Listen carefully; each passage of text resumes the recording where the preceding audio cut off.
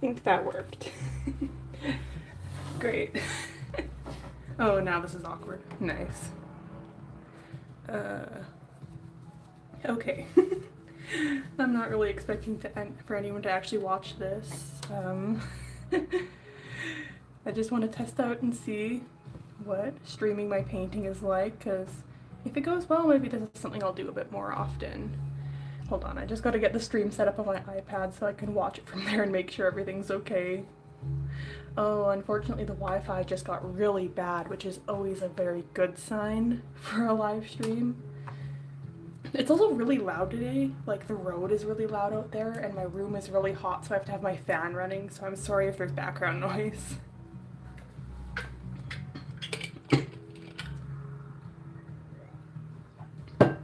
Oh, nice, it's showing up. Whoa! That's crazy. Nice. So yeah, I have literally no idea what I'm doing. I made a little notepad of things to talk about if I can't think of what to talk about, but I just want to do some oil painting practice. I've only done a tiny bit of oil painting before in the past, so it'd be fun to get into the habit of it because it's something I want to get a bit better at. And also, I just want to do more painting in my free time around this semester because we're not actually doing much painting in my painting class, which kind of sucks. Oh nice, it's buffering on my iPad. Awesome. I really wish I had better Wi-Fi, but I'm very limited by the fact I live in the dorms. And even when I'm at home, the Wi-Fi is really bad because I live on a farm and we don't exactly get fantastic Wi-Fi out there. So it's kind of between the bad dorm Wi-Fi or my bad home Wi-Fi, and dorm was easier.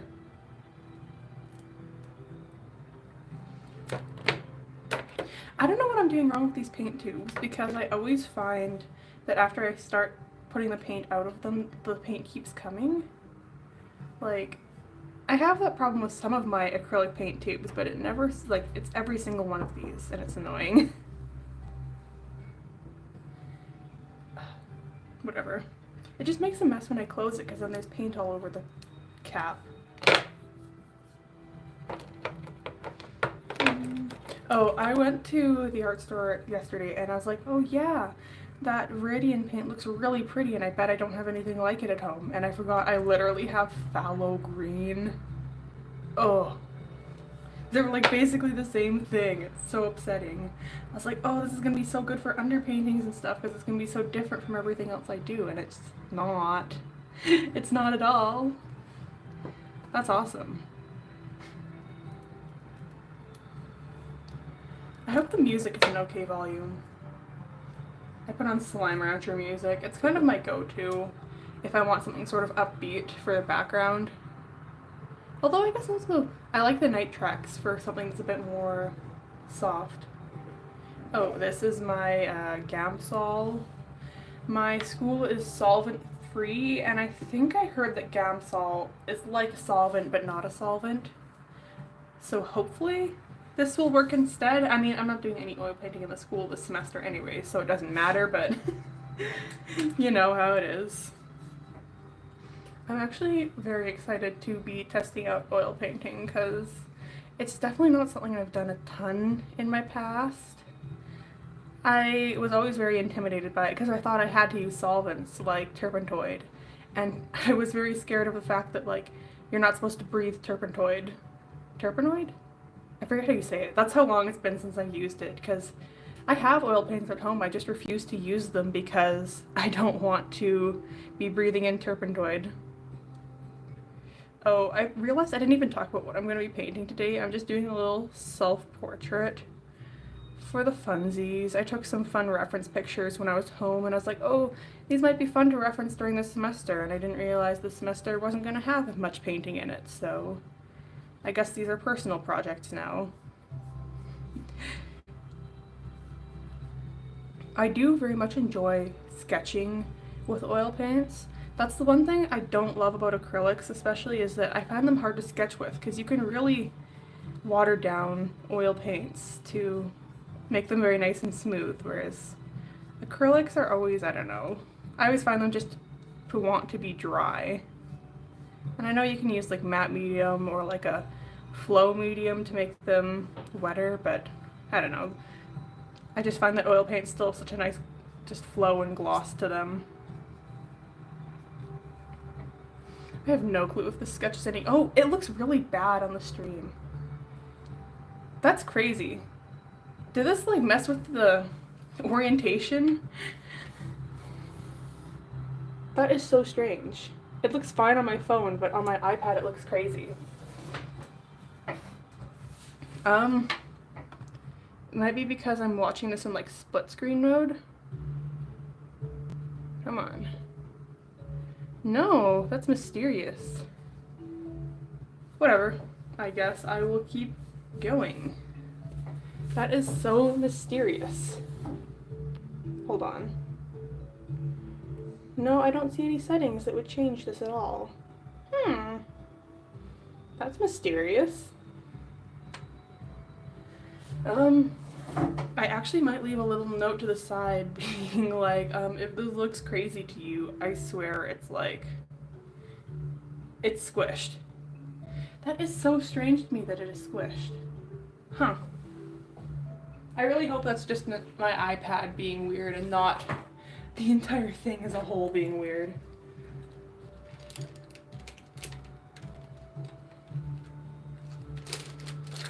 Do I even have any Sharpies? Yes.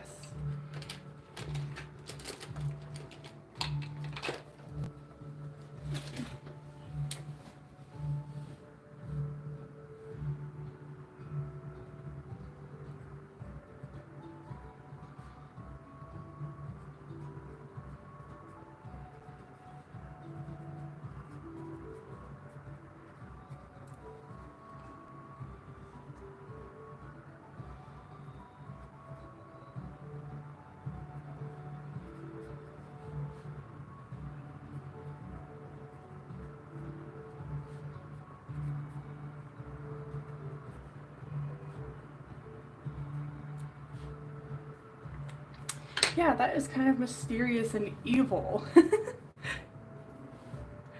I really hope that this is turning out okay on the actual recording, because I want to hopefully, I think you can upload the stream to your channel after it's done, right?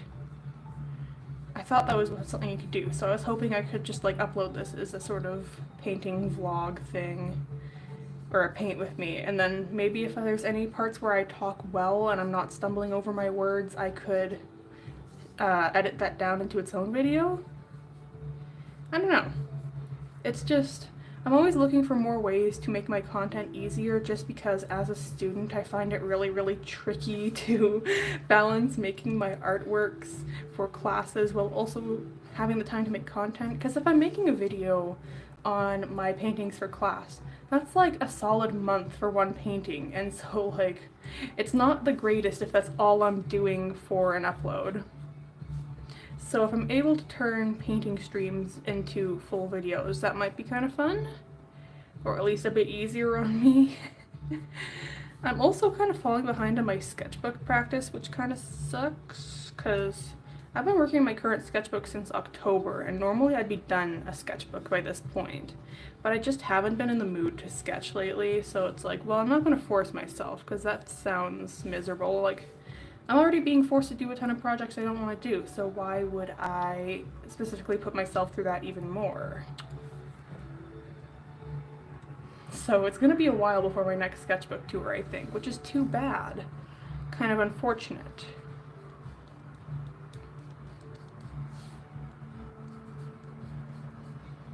Oh, it is so hot in my dorm room. It was really cold when my roommate got back from winter break, so I was like, oh yeah, just put in a maintenance request for them to change the heat. But then it got really hot all of a sudden. It's been in the positives every day this week, and so my dorm has been boiling. I've been having my fan running like full speed all day, and it's still hot. And now that I've had to close my window to stream, it's even worse. Kind of brutal. Ooh, I just got paint on my desk. Oopsies. Oh, and then I got it on my hand. That's cool. Oh yeah, another reason I've always avoided oil painting is because I find that, like, I know you don't have to paint with gloves, but I know it's very much recommended. And I always thought you had to paint with, like, plastic gloves. And I can't stand those things. I get warm, sweaty hands. But then I had to buy these cotton gloves to protect my hands from the heat in my fabric dyeing and painting class. And I was like, oh, that might be a much better option for me instead of plastic gloves. And it seems like it. I mean, I still don't like having to wear gloves while I paint, but these are far better than a plastic pair. And also less wasteful because I can wear these until they get gross.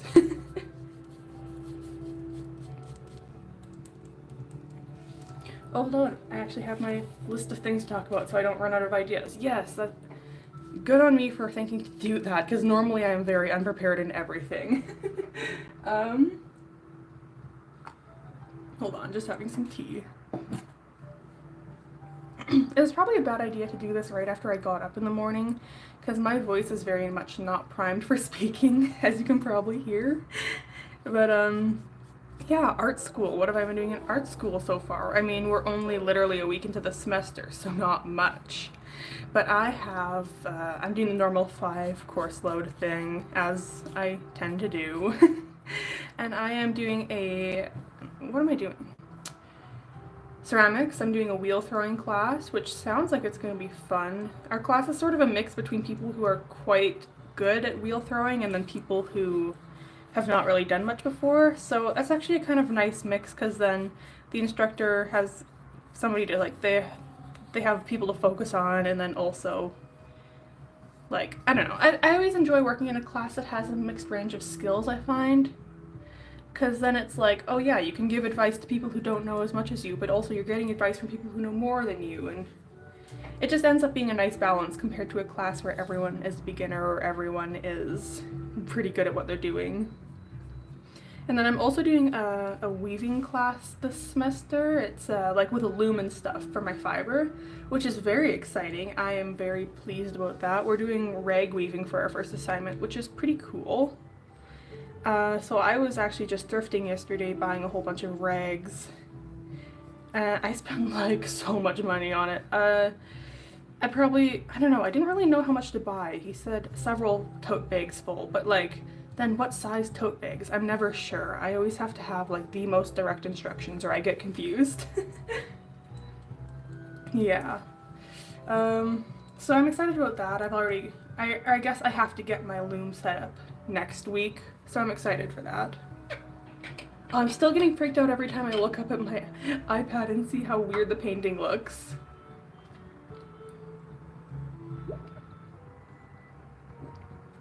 Sorry if you don't like the sound of someone drinking water, but I get thirsty. Especially when it's this hot. Yeah, but that weaving class sounds fun. I was struggling to come up with a concept for my piece, but I'm thinking I'll do it on like my tendency to personify everything that I see in like thrift stores and stuff. Because that very much is something I have a tendency to do. Of like, look at a stuffed animal and be like, oh, but that was somebody's toy, that was somebody's like beloved item they played with, and why is it here? Why'd they get rid of it? What happened to them? What if they died? So I decided I just was gonna add some like little stuffed animals into the weaving, and also weave in like some blankets into it, because I always think sheets and blankets are interesting at the thrift store, because obviously like everyone wears clothes. Big shocker there. But blankets are like something you spend so much time intimately with, so like blankets and sheets. And just like, I don't know, my ability to personify those, I don't know. I don't think it's the strongest concept in the world, but it just is like something to make my piece more interesting, I guess. This looks horrifying, this sketch. I guess I should clarify that my reference is very like high contrast. There's like dark shadows and light highlights.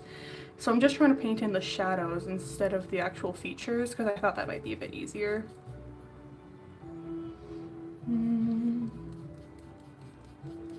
Oh, it is so hot in here. Ugh. I might try, oh no, I don't know if I should try opening the window. I don't know, the lunch rush on the highway outside might be a little bit over at this point.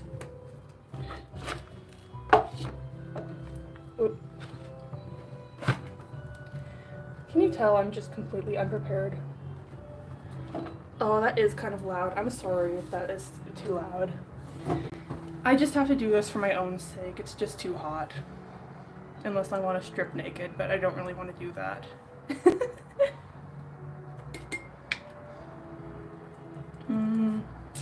Oh yeah, art school. What else am I doing? I'm doing a literature class, which is like whatever. I don't really enjoy literature that much.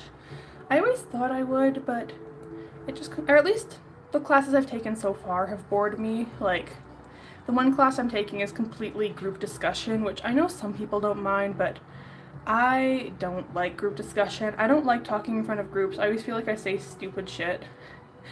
I just struggle to come up with intelligent stuff to say. And also I was a little bit, I don't know if miffed is the right word, I don't know. I like my instructor, he's the same guy I had last semester, but he only has us reading Indigenous literature, which I think is really cool. I know a lot of English and literature classes really neglect those groups, but also the class is narration and identity, and I was kind of hoping we would get to see like a variety of narration and identity to sort of figure out how different groups narrate themselves. I don't know if that makes sense. And like, I know that there is a variety of ways for obviously Indigenous people to narrate their own experiences. Like, all Indigenous people are so different because they come from such a wide range of like cultures and groups. But it's still just like, I don't know, I would have been interested in hearing like narration from a feminist perspective or a queer perspective or a, I don't know, I always think it's really interesting to compare how like African American perspectives in literature compare to like African perspectives, if that makes sense. Just like the different ways that different groups narrate their own identities and experiences. So I wish the class had been a bit more of that, but I don't care that it's not that much. I just wish it wasn't a class discussion kind of class, because I don't like those. I'm also taking a painting class, which is going to be interesting because it kind of sounds like this class is going to be a lot more on the side of another lecture class. Like, there's a lot of readings to do, reading responses. We're only making 2 paintings the whole semester. Oh, hi Eva! Good to see you. Just wanted to test out streaming, and when I saw your comment on my video saying I should stream mouthwashing, I was like, oh my gosh, you're right, I need to try streaming before I do that though. Oh, it's buffering again. My Wi-Fi is so bad today, I'm sorry. Yeah, I'm only doing 2 paintings this semester in my painting class, which is kind of sucky. Well, not really, I just don't like working on stuff for too long because I get frustrated and stop liking it. I very much need to like move on from things right away. Oh, the Wi-Fi is really struggling. I'm so sorry if this is messing up the stream. I gotta love dorm Wi-Fi. It's definitely always great. And then my other class this semester is a CCST, Critical and Creative Studies, which sounds interesting. It looks like we're going to be looking at like photographs and like news in the world and connecting that to, oh, I'm glad it seems okay. Oh, that's good. I assume that the stream has some sort of way of dealing with my slight buffering by, like, I know that this is quite delayed from what I'm doing to what's showing up, so I'm glad. Yeah, I honestly don't even know what the class is. I think it's just looking at like current events and connecting them to like photographs and artistic ideas and stuff. I don't really know. It sounds cool. And the instructor is really cool, so that's good.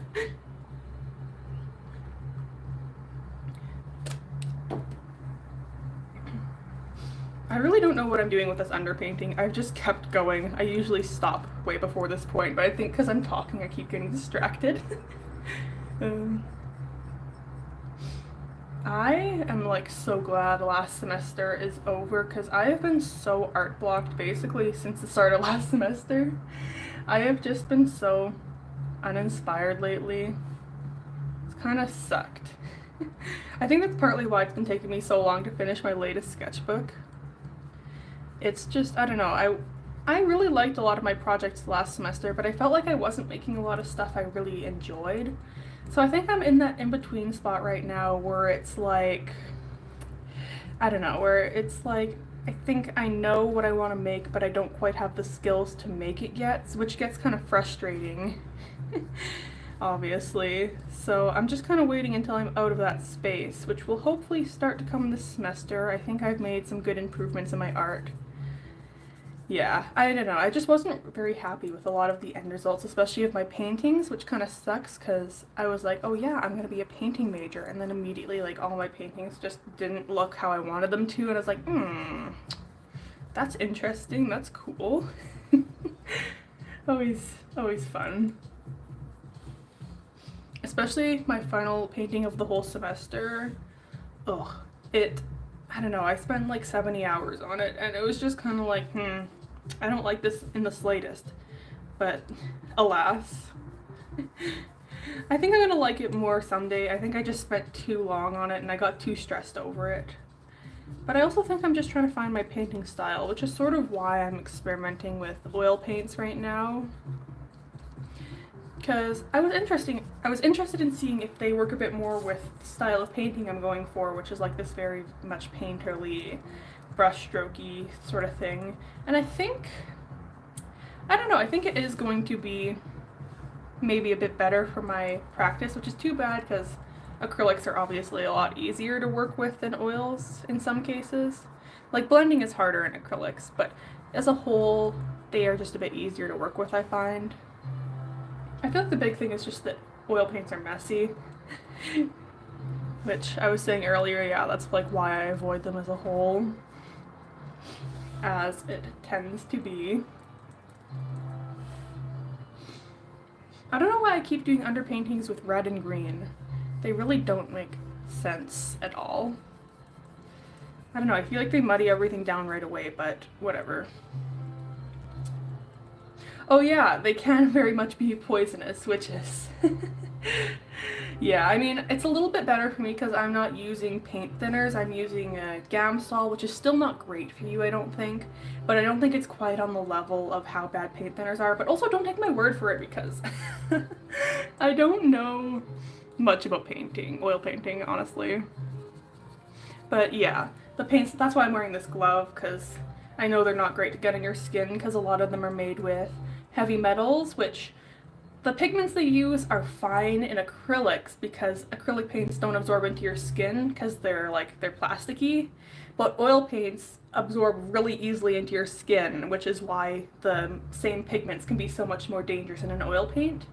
Or at least that's what I was told last semester in my print class where we were using oil-based print inks. So it's definitely something to always, I don't know, be a bit wary of with oil painting, which is too bad. But honestly, they're just so fun to work with that I have a hard time justifying that being the reason I don't do it.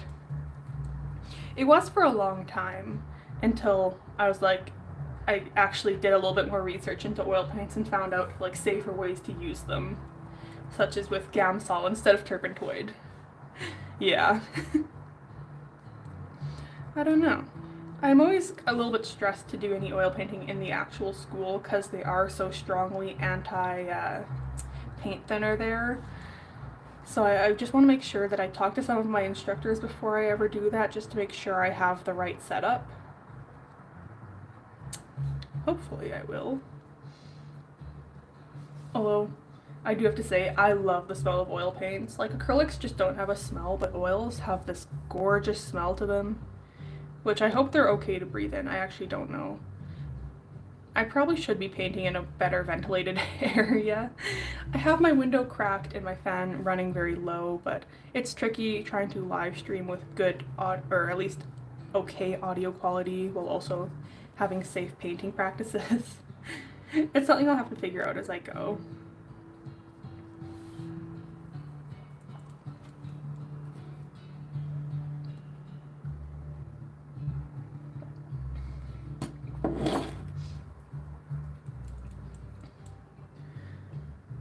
Actually, now that you're here, Eva, I'm curious. Is the video you're seeing very much squished? Because the face is much wider than it looks on my iPad screen, so I'm not sure if that's a problem because it looks fine on my phone where I'm recording it and kind of crazy on my iPad, so I don't know. Does it look like it's an okay perspective or does it look squished?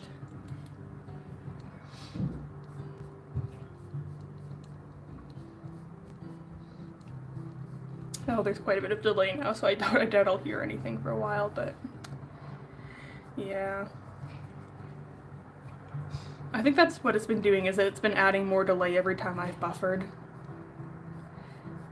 So right now there is very much quite a bit of delay between when I say things and when I can see they actually happen on the stream.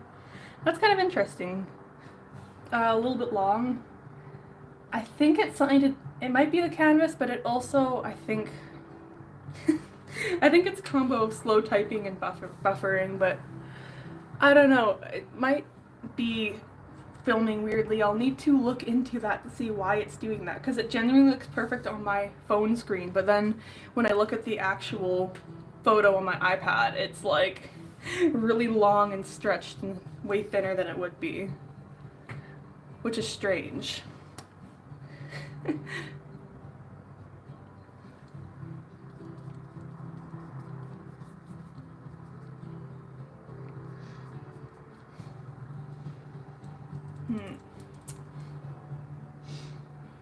Oh yeah, I was sort of saying earlier that I went to Michael's and I accidentally got a paint that was almost identical to a paint I already have, which is super awesome. Yeah, I love going to Michael's, but the one thing I wish they had was papers. Like, I was really hoping, because for my painting class I have to get some print papers. I think it's Maidstone, because we're painting on paper instead of canvas, which is kind of cool, but it's kind of, I don't know. I don't mind buying paper from the bookstore, it's just I was hoping to buy some this weekend so I could get everything prepped and ready before the week starts, but no, Michael's only sells, the only paper Michael's sells is watercolor paper, and like, I think that stuff is too expensive to try experiment with paint on, or acrylic paint on. I don't know, it's kind of strange. Some people in my class were very much not happy, but my instructor wanted us to paint on print paper instead of canvases that we like have either sewn or taped or glued together to be a larger size, which is interesting, but I know some people are like hardcore canvas painter fans. I'm not. I just enjoy painting as a whole. That's why, I mean, I'm painting on this canvas paper because it's easy and I have it, but I'm not like against painting on other materials. That eye looks kind of freaky. Whatever. I'm usually really good about not sitting with my underpaintings for too long. Oh yeah. Well, I mean, during your first year, I think you'll need more stuff from Michael's, because, yeah, I think it gets better in the second year, but in first year, they're always making people buy new supplies, especially in design. Like, I guess you guys need a bit less, but you still need all, like, the portfolio, pencils, markers, T ruler. I forget what those things are called. They always run out of the big T rulers right at the beginning of the semester, which I think is hilarious, because any time of the year, those shelves are just stocked full, but right near the beginning of art school semesters, the huge T rulers are just completely sold out from every single store, which I think is awesome. There was like, in my first year, I remember there was a big shortage, and it was like a big deal that people could not access their T ruler that they needed for classes. Yeah, actually, it kind of sucks. There's not a Michael's particularly close to us here. I think all the Michaels are either like an hour-long train ride away or multiple buses away. Like, even the closest one is 2 bus trips away, or like a 20-minute drive if I have my car. So it's not crazy, but my first year I didn't go to a single Michael's because I was too scared to take the buses. I ended up going to both the bookstore, and then also there's a little art store down in Kensington that I went to a lot. But as much as I want to support smaller stores, it's just sometimes the Michael's prices can't be beat, especially for canvases. I only buy canvases at Michael's because they regularly have the buy one get one free deal on, which is fantastic if you're buying like a $90 canvas like I tend to. But yeah, Michael's just tends to have all the good deals, which I hate to say. There's also Mona Lisa Art Supplies in downtown Calgary, which I really like. And my favorite art store in Calgary, I guess I took you to that one, Eva, but it was Kensington Art Supply. Love that one so much, but it's also the furthest away out of all of them. It's like on the entire other side of the city from the school. Awesome. It's interesting because it's called Kensington Art Supply, and then Kensington is like a 5-minute walk, basically, or maybe 10 or 15-minute walk. But the actual art supply store is like, I don't know, what, a 40-minute drive? Yeah, they do. I love canvas shopping. It's gotta be one of my favorite things. It always stresses me out too, though, because then I'm like, what if I don't use this? And I've spent like $40 on this weird canvas that I'm never gonna use. And I'm like, you know what? It's like half off, I'm just gonna get it. And then I don't use it anyways, and it's like, whatever. I have a stash at home that maybe I'll use someday.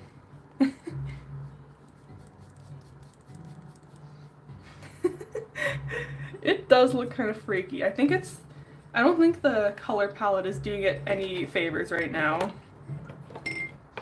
Maybe I'll bring in some cadmium yellow light, because I was using yellow ochre in a painting I was doing last night, but I think it just brings everything even more dulled down, so maybe some cadmium yellow will make it look less freaky. It might not.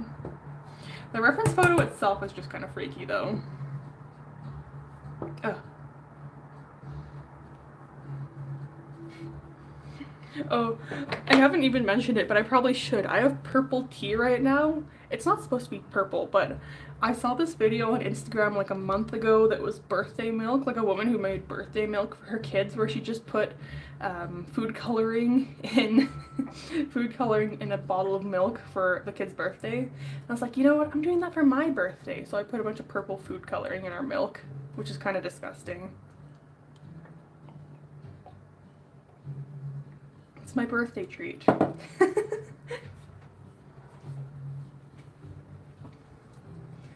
Yeah, actually, this painting looks even more horrifying when it's stretched like it is in the video.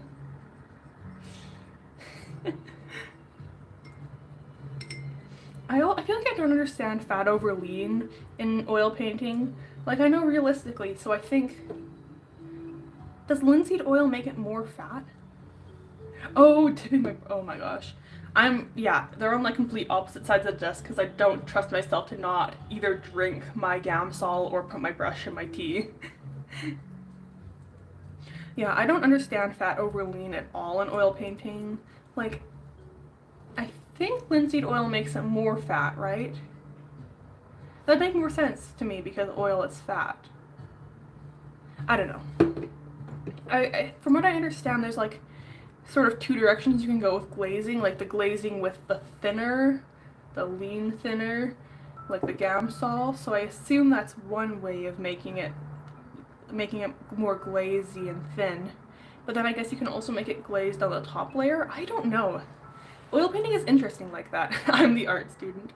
I wish more people did oil painting because I feel like I'm going in blind, and like I've tried to watch videos, but I just find them not very helpful, kind of boring. I'm just kind of experimenting, so I don't think it really matters because I'm doing my paintings on just canvas paper, but I should probably figure out how fat over lean actually works before I start making them on my good canvases, because I want my paintings to be more archivable. Like, I don't care that much if they don't last forever, but I don't want them to crack in a couple years. And especially if I want to start selling them. I don't want them to crack in a couple years. That would be not good.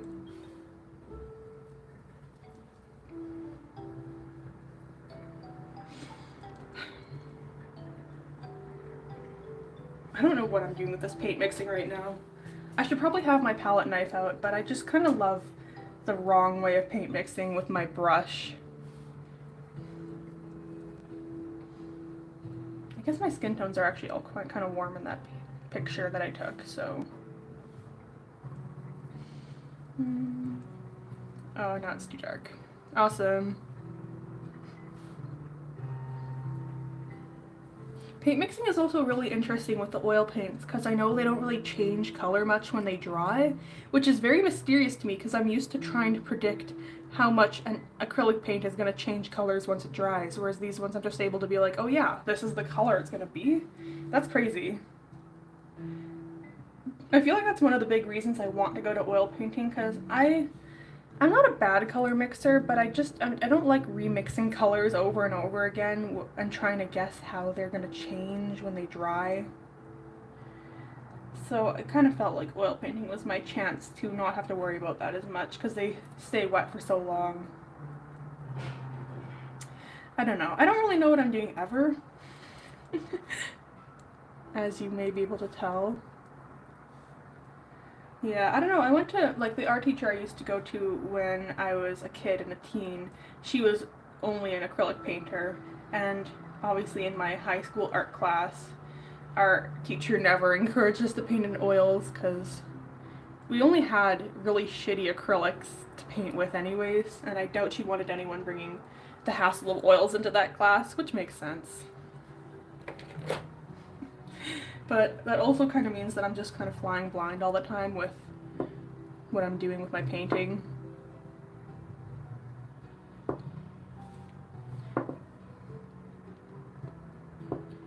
I feel kind of bad. My grandma gave me oil paints super long ago and I never really used them because I was scared of them.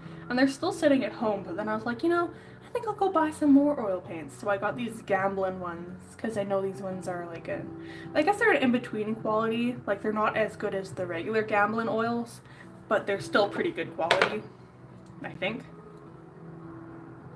But I feel kind of bad that I just never really use those ones. Maybe I'll start using them more if I get more into oil paint.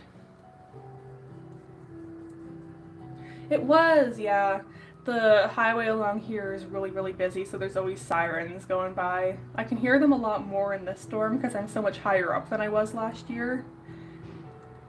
I'm kind of nosy. I'm always watching to see where they're going and what direction. I really wish that it was a bit quieter in here because I love having my window open, but having grown up on a farm, it's so hard to deal with the noise of the city. It's crazy.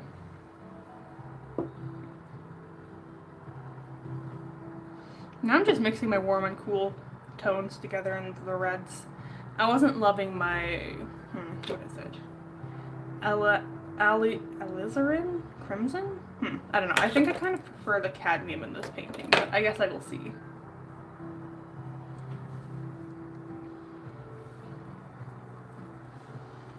I so wish I had done more painterly painting as a teen and as a kid, because for the longest time I thought painting had to be like these super smooth gradients, because I guess my painting teacher always did a lot of smoother paintings. Hers were always very clean transitions between the colors, but I much prefer my sort of painterly, messy style than I do trying to mix colors super well. My head might be in shot right now. I'm struggling to see what this color is. More sirens. Whoa. Okay, see you.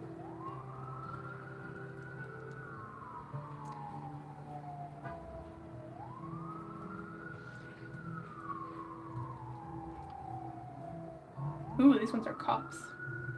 That's crazy.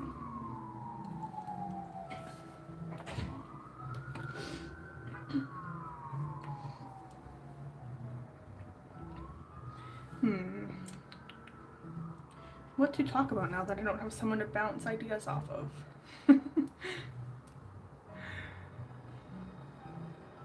Oh no, I got oil paint on my fingers. Oopsies. Oh yeah, I literally have a list. Oh yeah, something that I was interested in thinking about was ideas that I would give my younger self, or tips I'd give my younger self in painting. So I guess I was sort of discussing that a little bit, but yeah, not only do I wish I'd been working in more painterly styles from a younger age, but I also wish I'd been forcing myself to do more studies. Like, I think that's one of the things I struggle with the most now, is that I didn't do a lot of studies when I was younger, so now it's like, oh, I don't really have a lot of the skills that I wish I did. And I mean, it's nothing stopping me from learning them now, but, I still wish I'd learned them when I was younger so I didn't have to learn them now. Maybe I'm just lazy. I don't know. But like my ability to draw from life, that's something I really only started doing in the past couple years, and I've gotten so much better at it. But then I look at like how much I've progressed over the past couple years, and I'm like, well, if I've been doing this from an even younger age, I'd be even better now. And I feel like it's hard to not look at it like that.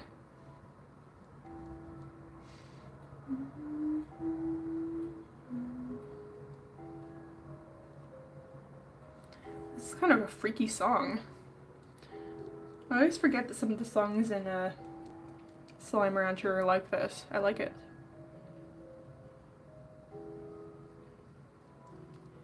I would have played Outer Wilds music because I've been listening to that a lot this year, but I think some of those songs are a bit too intense for a painting stream.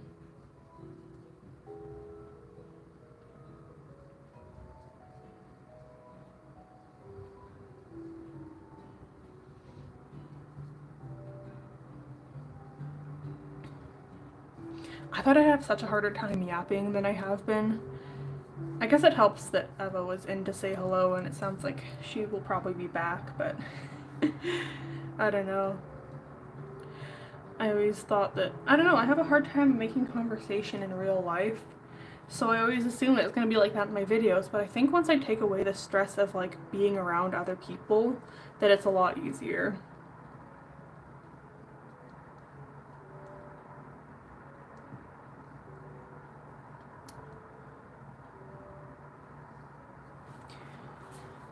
This looks so horrifying right now. I'm actually interested to see, can I change it like this and maybe it'll work a bit better? Be a little bit less warped, because maybe it's like camera warp that's making it thin on my iPad. I don't know. I'm gonna feel so stupid if I look back at this later and it's not warped. I really need to invest in some sort of camera that's not my phone, because I think if it's anything doing it, it's my phone being the problem right now.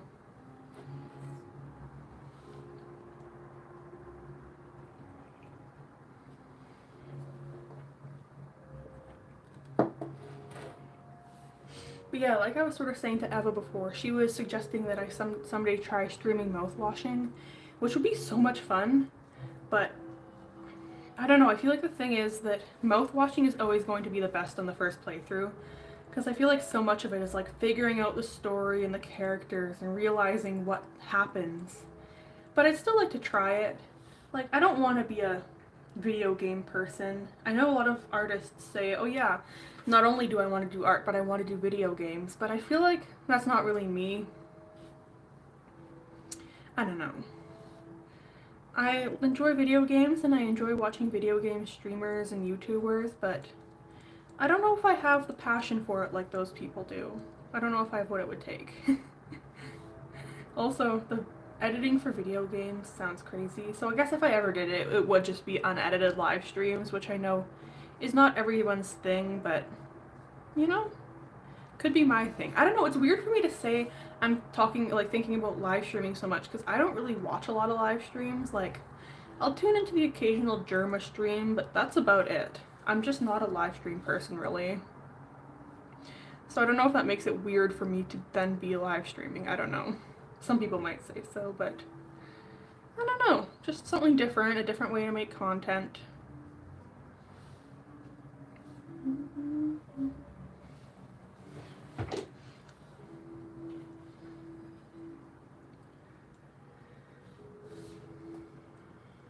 After I went thrifting yesterday, I went to the mall and I was like, oh, because I don't like buying jeans at thrift stores. I don't really trust them to be in good shape still, and I don't trust them to fit me properly. And I went to a mall that has none of the normal stores. It's all tiny stores or fast fashion stores. And like, I'm sorry, I'm not buying a pair of jeans that's gonna last me maximum 4 washes.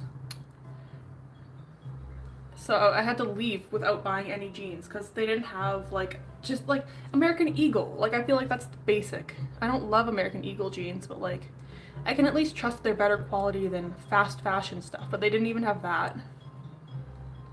And also there were a shit ton of kids on those little animal scooters, the electric animal scooters, going around at like full, oh my god, what the freak. I was telling you about this, I think. All the little kids on the animal scooters at the mall. It was horrifying. I can't believe Oomphy is here. Freaky. Yeah, I'm just ranting about the mall I went to yesterday because I hated it. Fucking Sunridge Mall can...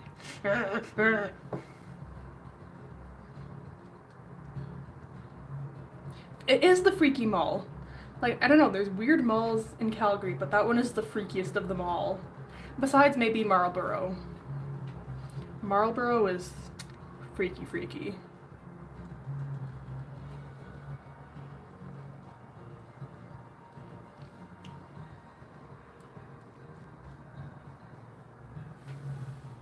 Speaking of freaky things, this fucking painting is crazy right now. It looks bad enough in real life, but then when I look at it on my iPad and see how warped it is, it's like, oh.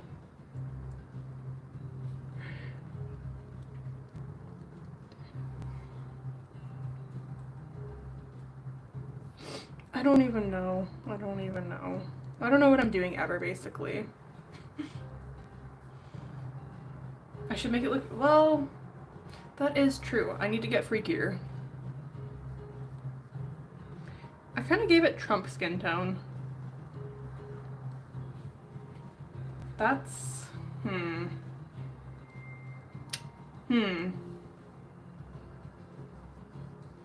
don't like that.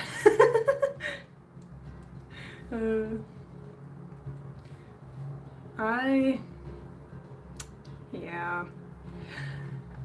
Oh yeah, I was talking about mouthwashing. I don't know how I got so off topic. I have beef with the mouthwashing fandom. I have so much beef.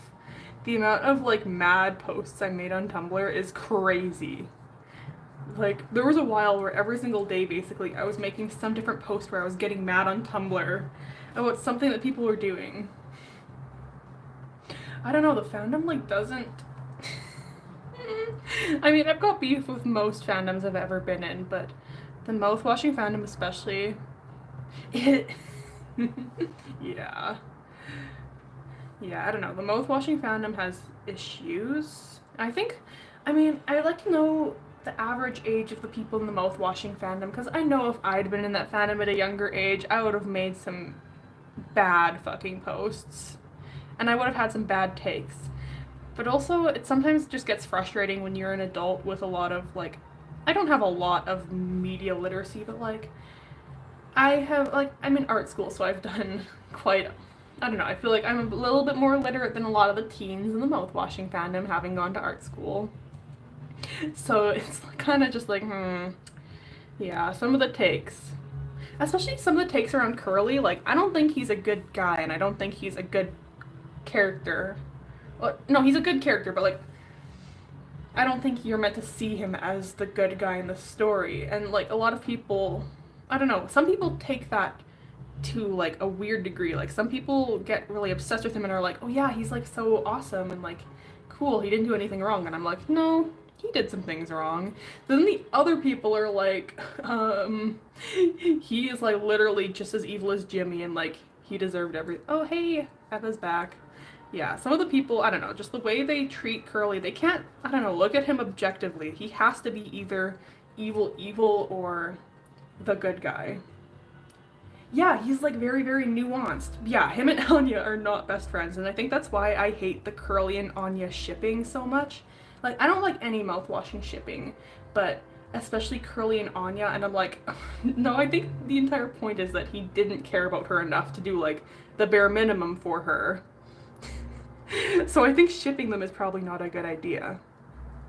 But then I also think there's so much nuance in the fact, in like the role that capitalism plays in the story, which so many people don't talk about. They're like, oh yeah, Curly is just like, he didn't do anything and he chose not to. And I'm also like, well, there's a lot of nuance in the way that capitalism interacts with the story.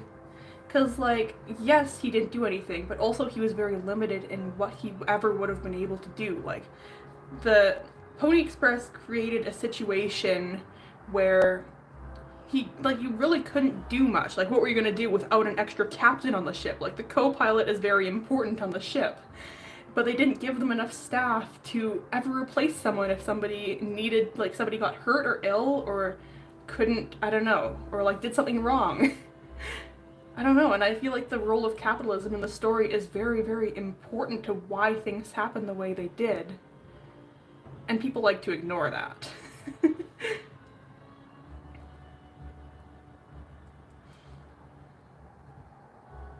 Yeah, like the fact that there's only one woman on a ship. Well, the fact that there's only 5 people, or supposed to be 4 people on the ship in the first place is crazy. But then to only have one woman, I'm like, you don't think there's ever going to be any issues when things are the way they are on the ship? When you don't have fucking locks on the bedrooms? That's crazy. Like, come on. I don't know. People like to act like it's solely, like, it is very much a character-driven story. But there's also a lot of nuance on the fact that it is under capitalism, and I don't know. People like to ignore that part, and it makes me a little bit mad. Also, the fact they didn't even know what they were shipping is crazy to me. Like, that they didn't know until they went and opened up the shipping. Yeah, everything with it does, it makes me so feral. Like, I need people in the fandom to just sit down alone with their thoughts and just think about the game for like 4 hours straight like I've done. Because it genuinely, like, the more you think about it, the more it drives you crazy. I don't know. Yeah, I wish I could play that game for the first time again, because it does genuinely drive me crazy.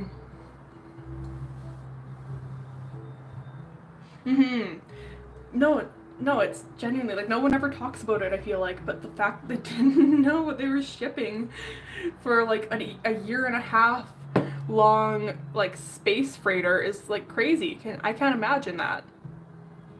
Like, you don't think that would ever be important to them to know that? And also, I feel like the fact that they're shipping as something as trivial as literal mouth washing is interesting as well, because, like, not only is that, like, I think it was close to 2 years of their lives being put into this job, because they're all there for several years, and to be doing it for something as trivial as mouth washing is crazy already, but then the fact that they died on that is just, like, crazy. Like, they gave their lives for fucking shipping mouth washing across space. That's crazy. That's crazy. I don't know it. I feel like it makes the game just, like, that much more upsetting and frustrating that they were doing all that ship fucking mouth washing? Are you kidding me? I'd be so pissed off. And I guess they were.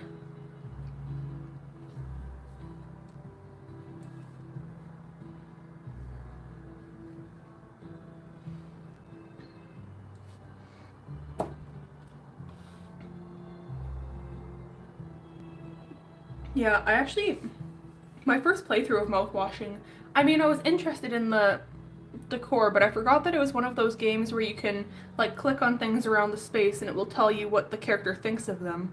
So then my second playthrough, I started clicking everything and I was like, oh my gosh, like, all of the stuff, like, reading the posters was crazy, and, like, all of the characters' thoughts and everything was crazy. And just, like, all the extra little bit of insight you got on, like, the reality of living on the ship was so strange.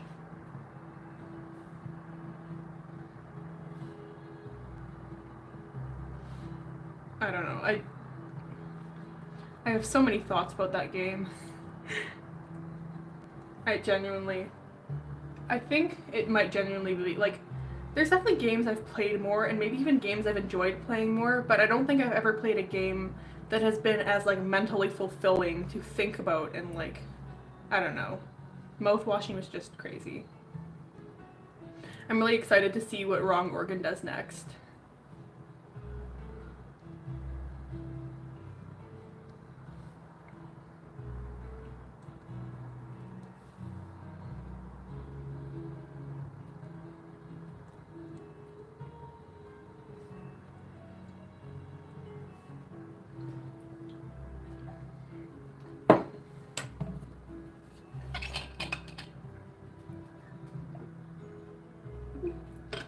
Actually, speaking of mouthwashing, there was actually something that I made a Tumblr post on a while back, which was people in the fandom have this weird tendency to conflate morality with attractiveness.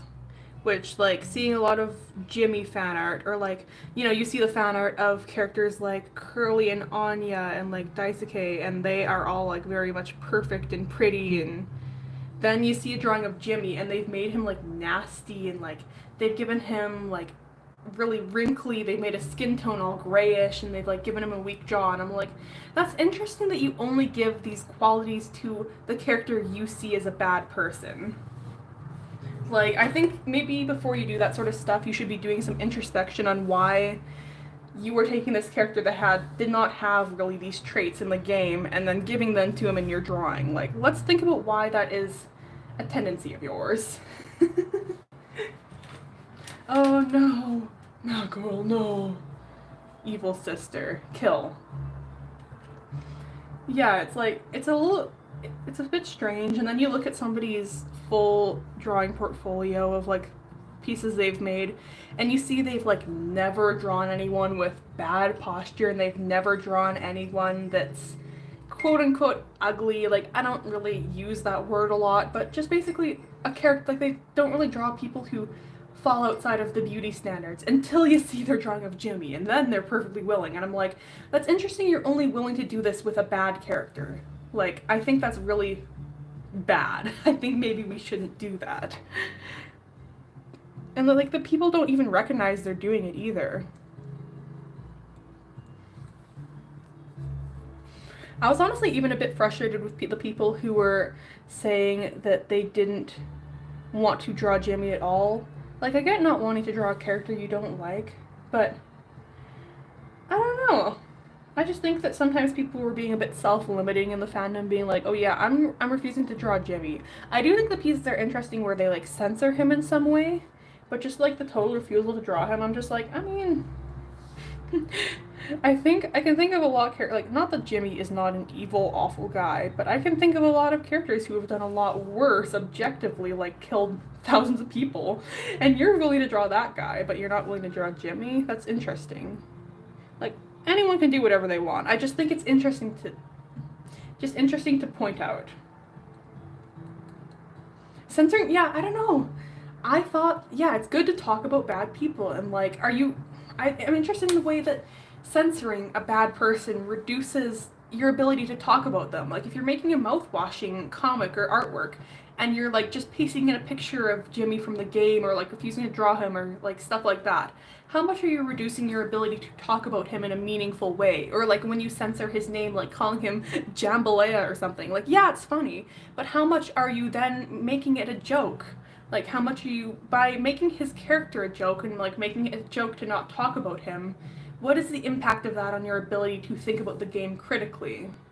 Because, like, yeah, I've like seen lists of like hundreds of names of things that people call him instead of Jimmy, and I'm like, you know, instead of coming up with like stupid names to call him, like Jamboree, maybe you could be thinking about his role in the story and what he was doing, and like, I don't know. I don't know, it makes me frustrated. Like, it's not like that I don't understand that, and like, I don't hate people who've done that. I just think it's one of those things where I think more people need to think harder about it, if that makes sense. In general, I think the mouthwashing community just needs to think harder about most things. They have a tendency to not want to think about a very complex and nuanced game, and that doesn't really work.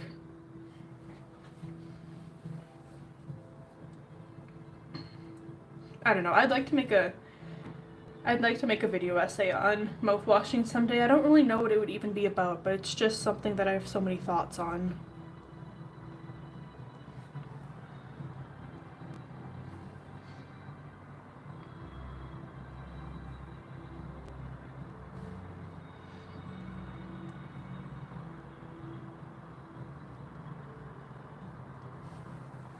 This is so scary.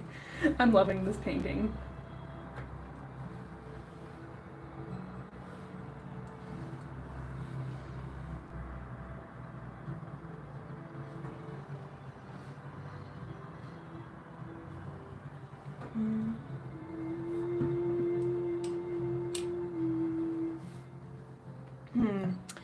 Oh yeah, that was the next thing on my list.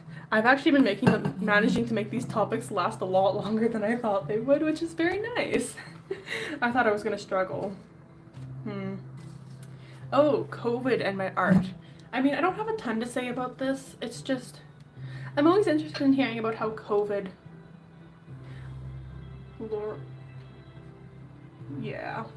Yeah, it's always interesting to me that people want, sorry, changing topic again, overanalyze, like, people love to overanalyze stuff, I feel like, and, like, you always see videos about analyzing stuff for, like, oh, hey.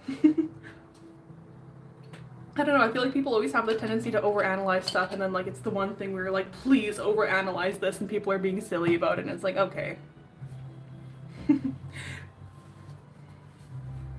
Yeah, I don't know, I feel like I'm always interested, going back to my first topic, I'm always interested in the way that COVID impacts different people's art practices, because, like, it definitely changed mine, because, like, I always liked art, and it was always my plan to go to art school, but then to have a solid, like, almost a full year where I wasn't really doing very much besides literally just art was kind of crazy.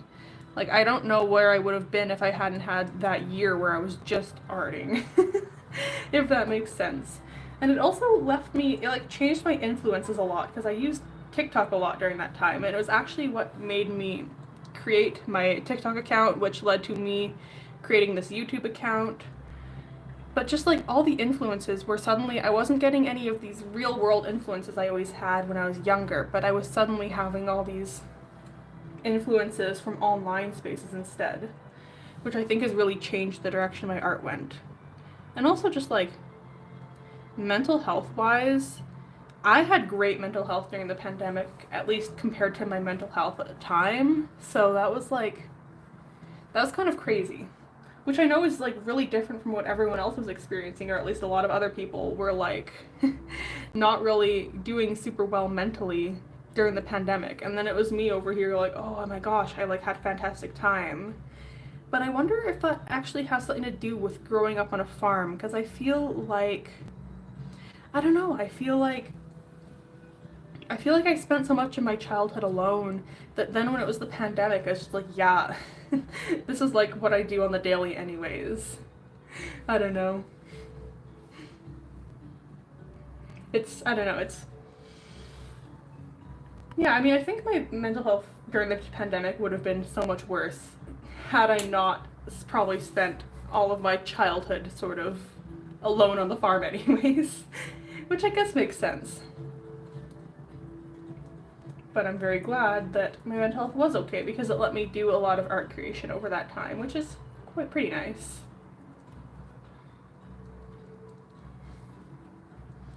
I just realized I need to warm up the cheeks on this. I very much have a lot of red in my cheeks and I turned it all to yellow. I had to take off my glove, it was too hot.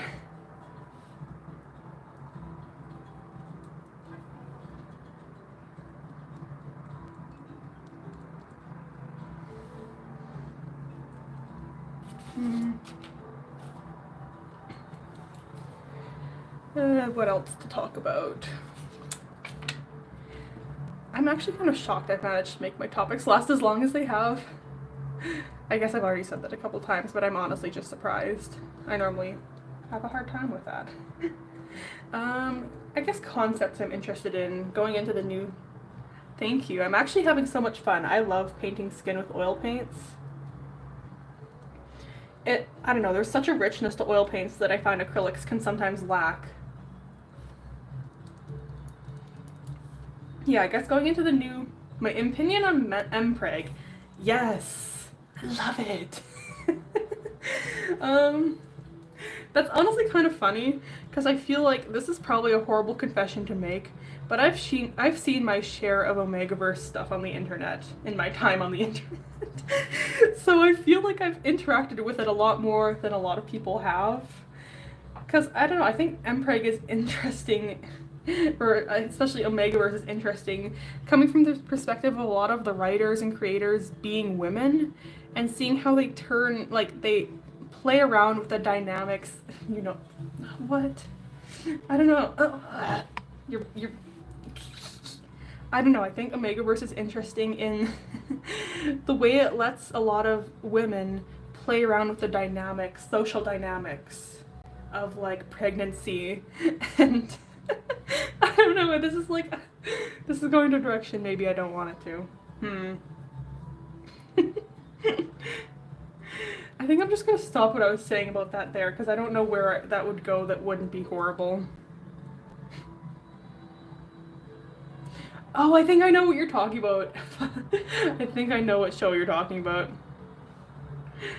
What was the name of it? I've heard about it, but I can't think of what it's called. Yes, that's it. Yeah, I saw some clips of that and I was like, what? I was kind of shocked, but it was kind of awesome. Yes. No, the clips I saw of that looked crazy. That was awesome.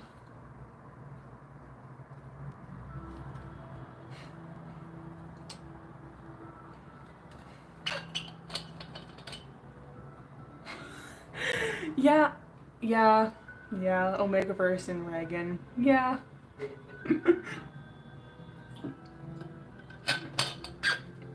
Actually, I'm kind of surprised. I never really saw that much stuff specifically about Reagan, Arataka, and the Omegaverse, but I was I was in the My Hero Academia fandom during a very specific time that mayhaps exposed me to some things.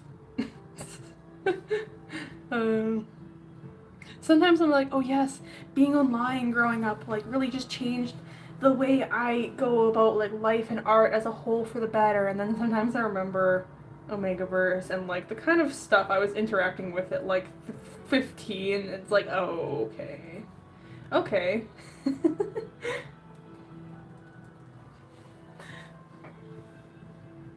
Oh my god, you watched a video about Omegaverse lore? That is kind of beautiful.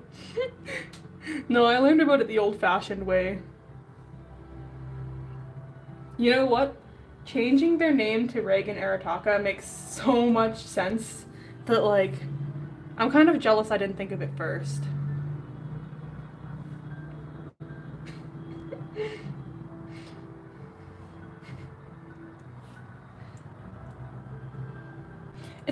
It's kind of just very fitting that my very first stream I've ever tried doing has immediately turned to Mpreg and Omegaverse. Yeah. I mean, it is very much like just, it's so strange and weird, and I love that it's based on like the same weird study that led to like alpha males and stuff, but it just went the entire opposite direction. Yeah. I don't know, it's like got such a weird lore behind it that makes it so fascinating. And it's also interesting because it's very much like a fully, like, I know there are actual published like comics and stories about it, but it is very much like a fandom based thing. Oh, it's about Omegaverse. Sorry. No, I don't know, it's interesting that Omegaverse is like a very fandom based thing. Like it was sort of built within fandoms and like all the lore has just been built up over time. Like I've seen the Omegaverse lore change from when I first heard about it to what it is now. No, I'm so sorry. That's an interesting conversation to walk on in.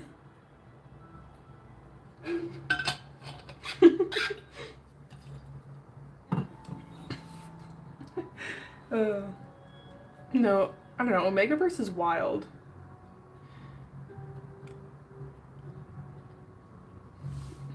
It's also interesting that there's like no solid lore behind it ever. Like there definitely are. It's all kind of headcanon-y. Like some people will believe this thing, but it's not like a solid thing. And like this other person will believe this other thing, and like nobody's technically wrong. Literally. No, I feel like once you bring up Omegaverse, it's like you can't go back. It's just changed the direction of the conversation.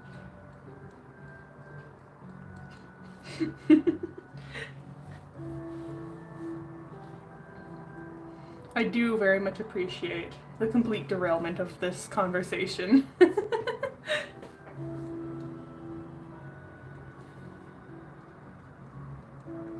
I always get so scared whenever I see any actual published Omegaverse stuff, because I always forget that's like something that people have actually done, that like people have managed to get these things officially published.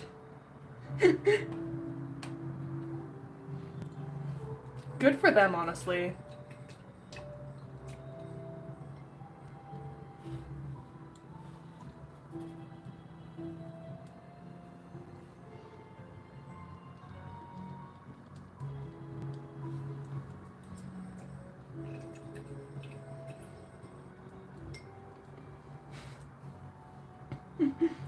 I'm sort of waiting to see if the Omegaverse has died down or not yet before I move on. Oh, always lovely and interesting. It kind of sounds like, okay, it kind of sounds like people have, okay.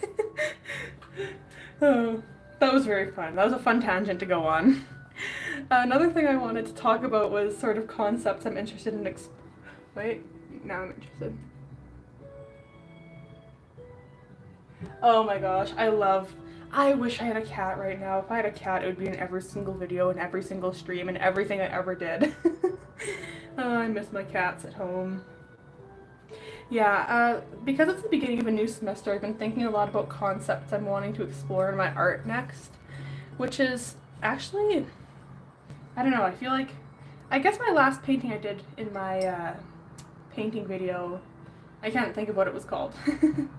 Oh, I miss my cat so much, I'm so jealous. My last painting was sort of exploring the ideas of like interacting with yourself and self-censorship in the internet, and also like queerness and aromanticism and how that impacts the way I interact with the world. So I think that's like a sort of theme I want to keep exploring in my, yeah, Yuri self-cessed. I know it's kind of silly, but I kind of love like the weird toxic self-cessy thing I was doing with that. It's just also, I don't know, I feel like it fits the theme of all the weirdly online things I do. But I do think it's genuinely an interesting thing to think about, of like, in what ways does being a queer person impact the milestones of a life, and especially being aro ace, how does that impact the milestones of like marriage, house, kids? Self-censorship and well, that painting kind of was self-censorship and self-cessed, so kind of beautiful. I don't know, I feel like self-censorship has always been interesting, because it's always been something I've really done to myself, but it's not like I chose it. Like I've always been very aware, because I've been on the internet from a pretty young age, that like self-censorship was a big thing I had to be aware of. So it's always just been something I've had in the back of my mind, which I think has really impacted the direction my art has always gone, which is interesting, because like I think part of the reason I was always so hesitant to do like nude figure studies was partly because I always planned to do sketchbook tours, and I was like, well, what happens when you have a nude study in a sketchbook tour? What does that mean for your art? So instead of just thinking about my art and what I wanted to do, I've always thought about, you know, am I going to show this to someone in the future? Is this just for me, or is this for other people? Am I going to get in trouble from Instagram or TikTok or YouTube if I post this thing? Which is a really strange way, I think, to go about learning to create art, and not really something I would ever recommend for anyone, because I think I still struggle with it, like coming up with concepts for my paintings, and I'm like, well, am I going to be allowed to ever post this? And a lot of the time the answer seems to be no. I mean, I post them anyways, but then even if it is allowed to stay up because it's like artistic nudity, it's still very much, I think those videos get limited in their reach. I mean, I don't really have any surefire way to say that yes, it was limited, but that is just my guess for some of my videos. I don't know, it's just an interesting way to go about creating art that I want to touch on in my concepts, because it's always something I'm kind of thinking about, both the way it's impacted my art and the fact that I'm still very much trapped to it. Then the whole self-cess thing, I just think is funny. I don't know, I kind of like the bizarreness of it, but also I do think it's interesting talking about, like, I feel like something a lot of aro ace people say is like, oh yeah, I don't need a partner because I have myself. And I was like, well, what if I do really have myself? What if I just create a painting where I'm like holding myself and lovingly, or like what if I do that in the future and create pieces where like I've created a family where it's just multiple versions of me doing these stereotypical family activities. I think that's an interesting idea to pursue. I feel like I'm thinking more and more about ideas I can make full little what do you call it? Full series of paintings based on, because I think in my third and fourth year they're going to be expecting me to have more series of works that are more connected. So that was just one idea I had for it. And I feel like another idea I've been exploring, I did it in my last drawing project. It was a presentation I made that was about, what was it about? It was about like online queer discourse spaces and like identity.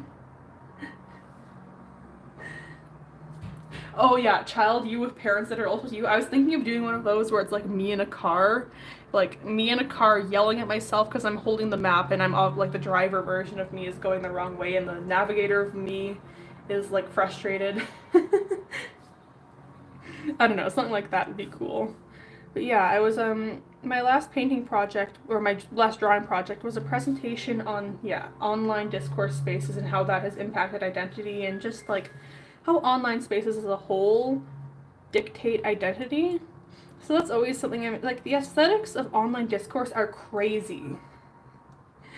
Like I don't know, they like obviously hyper aestheticism is kind of a part of all internet spaces to some degree, but it was these interesting spaces where like this text was so horrific and like cruel. Like some of these things were just like people making posts that were invalidating people's existence and identities. And then in the picture there'd be like fucking Nagito Komaeda from Danganronpa and wearing like candy bracelets. Like that is so crazy to me. And just like the aesthetics of that and how that becomes someone's identity and how that changes the way you view the world in comparison. Hi Moons. I don't know, that's just like a crazy concept to me, how these online queer spaces were kind of really fucked up, and I feel like you can still see the results of those spaces in current spaces, and especially like during 2020, I think you saw that a lot in all the discourse happening then on TikTok, but I think the root of a lot of that was the Instagram discourse of the late 2010s, which I unfortunately was way too involved in. The best advice I can give anyone on the internet is to avoid anything Danganronpa at all costs. Literally. I hate to say it, but yeah. It's like, I don't know what it is about the people that fandom attracts. And like, I'm saying this as someone that was very much in that fandom for several years and sometimes gets back into it. It's always a bad sign. But yeah, I don't know. The online discourse community was obsessed with Danganronpa. I remember I used to follow this person that was like I think they said, they were called something like panphobic panny, and basically I think they thought that pansexual wasn't valid, but they were pansexual, and I was like, that is crazy, and their character was Teru Hanamura from Danganronpa 2, but they also hated Teru, and I was like, what? You went on the internet between 2020 and 2022 and you missed out? Yeah, that was like crazy. I mean, the internet as a whole moves so fast now, but especially during that time, it was like everything was happening all at once. You've heard of that person? I was trying to go back and find their profile and it was gone and it was so sad to me. I remember, I think they were, I mean, I'm not even shaming here. I was just kind of impressed with this, but I think they were objectum, like they were into their Roomba, and I remember they had a tutorial of how to get freaky with their Roomba. And I remember being like 14 and looking at it like, oh my god. But honestly, good on them. That's honestly really awesome. You know, live your best life, even if that means getting freaky with your Roomba. Oh my goodness, thank you so much. I really appreciate that. Oh, I always really appreciate anyone ever telling me if I don't know, hearing that anyone has been watching my content for any prolonged period of time is really cool to me.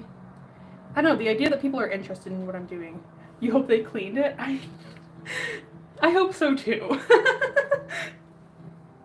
I think they also had a tutorial about their lamp. I don't know if it was a floor lamp or a desk lamp, but they also had a tutorial for that, and I was like, okay. I mean, I'd like to believe the best of people, so I'm going to believe that they did, and I don't really want to know if they didn't. I don't know, just like the weird things you came across on Discourse Instagram in like 2018, 2019 was crazy.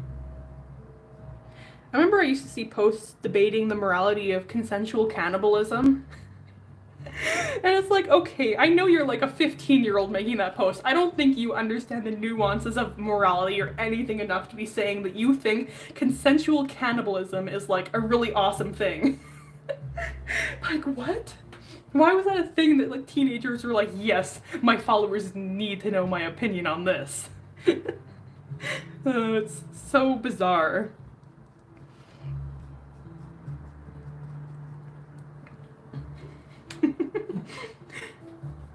I was especially really active in the inclusionist, exclusionist infighting because I was Arrow Ace, and I was like, guys, you just don't like. I was making these arguments at like 13 that were like not in any way convincing, but I like was like so invested in them, and I was like, I need to protect my honor. I needed them to know, and it's like, I think I could have just turned off my phone, and I would have been okay. Like these people don't. This was never going to impact me in real life. But I was like spending hours a day arguing with these people over whether or not I was valid. And I'm like, maybe that's not a good thing for my mental health. I remember I actually I think it was the reason I lost one of my friends at the time, because I got to be such like a hostile, angry person because I was always fighting on fucking Instagram Discourse that I would like always start arguments with my friends. And I'm pretty sure this one friend stopped being friends with me because of that. That's kind of crazy.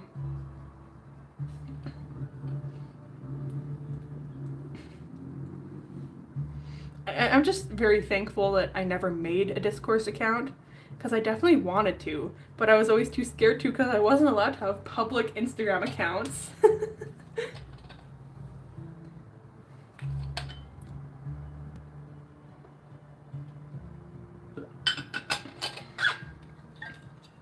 Thank God that I actually listened to my parents at that age. I think having a Discourse account would have ruined my life. I would have gotten way too into it, and I would have made bad takes, and then have had like literal adults telling me that I deserve to die over my takes. I remember I used to get so frustrated because I felt like I would say anything, and then people would go and look at my bio on my account and be like, well, you're 13, so I don't have to listen to you. And like, I get so frustrated, like, I have good opinions at 13, and it's not like I don't think 13-year-olds can ever have good opinions, but like, first of all, I probably didn't. And second of all, I should have just taken my age out of my bio. Like, that would have solved all the problems of people not taking me seriously if I had just taken my age out of my bio. But I was convinced that, like, no, you have to respect me even though I'm, like, 13. That's crazy. Thank God I got out of there.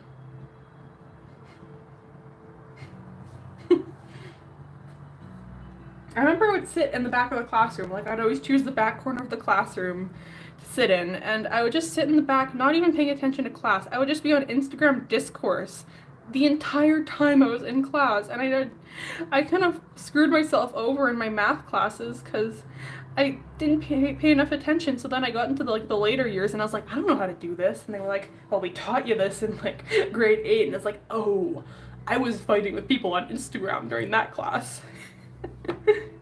Hell of my own creation, I suppose.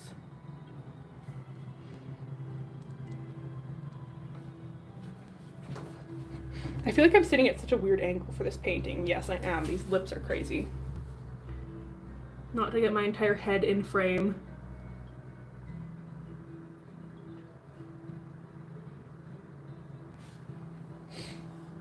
I feel like this isn't even fixing them.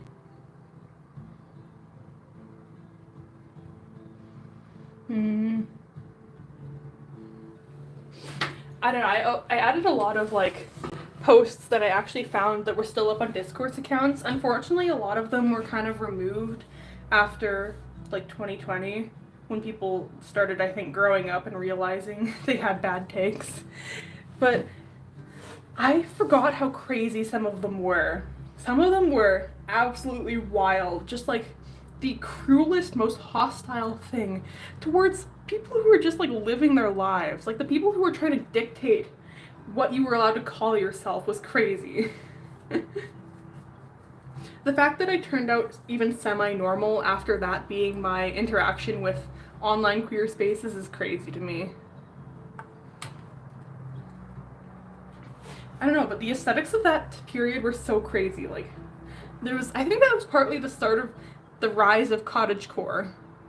Because so many of those accounts had, like, the plant aesthetic with, like, mushrooms and frogs. And I'm like, oh my gosh, is this... I mean, I know the cottagecore aesthetic existed before then, but I want to think that that was, like, the first place where that really went viral with the queer community. I mean, I don't really know much about it, so don't take my word as, like, being true in any way. That's just what I would assume. I'm sure somebody has, like, actually tracked down the starts of when all these got popular in all these spaces.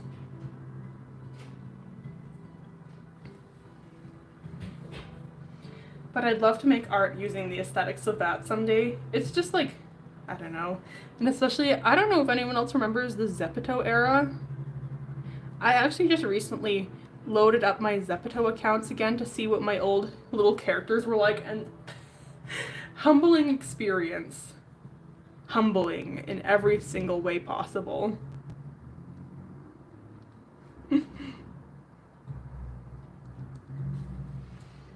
I don't like this nose at all. I need to get a smaller brush, I think.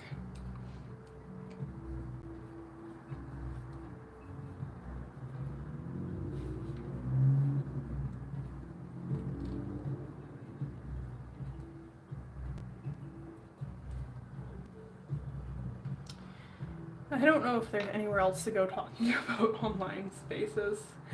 I don't know. I feel like it all just gets really depressing when I think about how much of my life I've wasted in those spaces. Oh, what the fuck? My brush broke. The metal broke. That's fucked up. Well. Nice. I'm pretty sure these were just Walmart brushes, so I don't really care.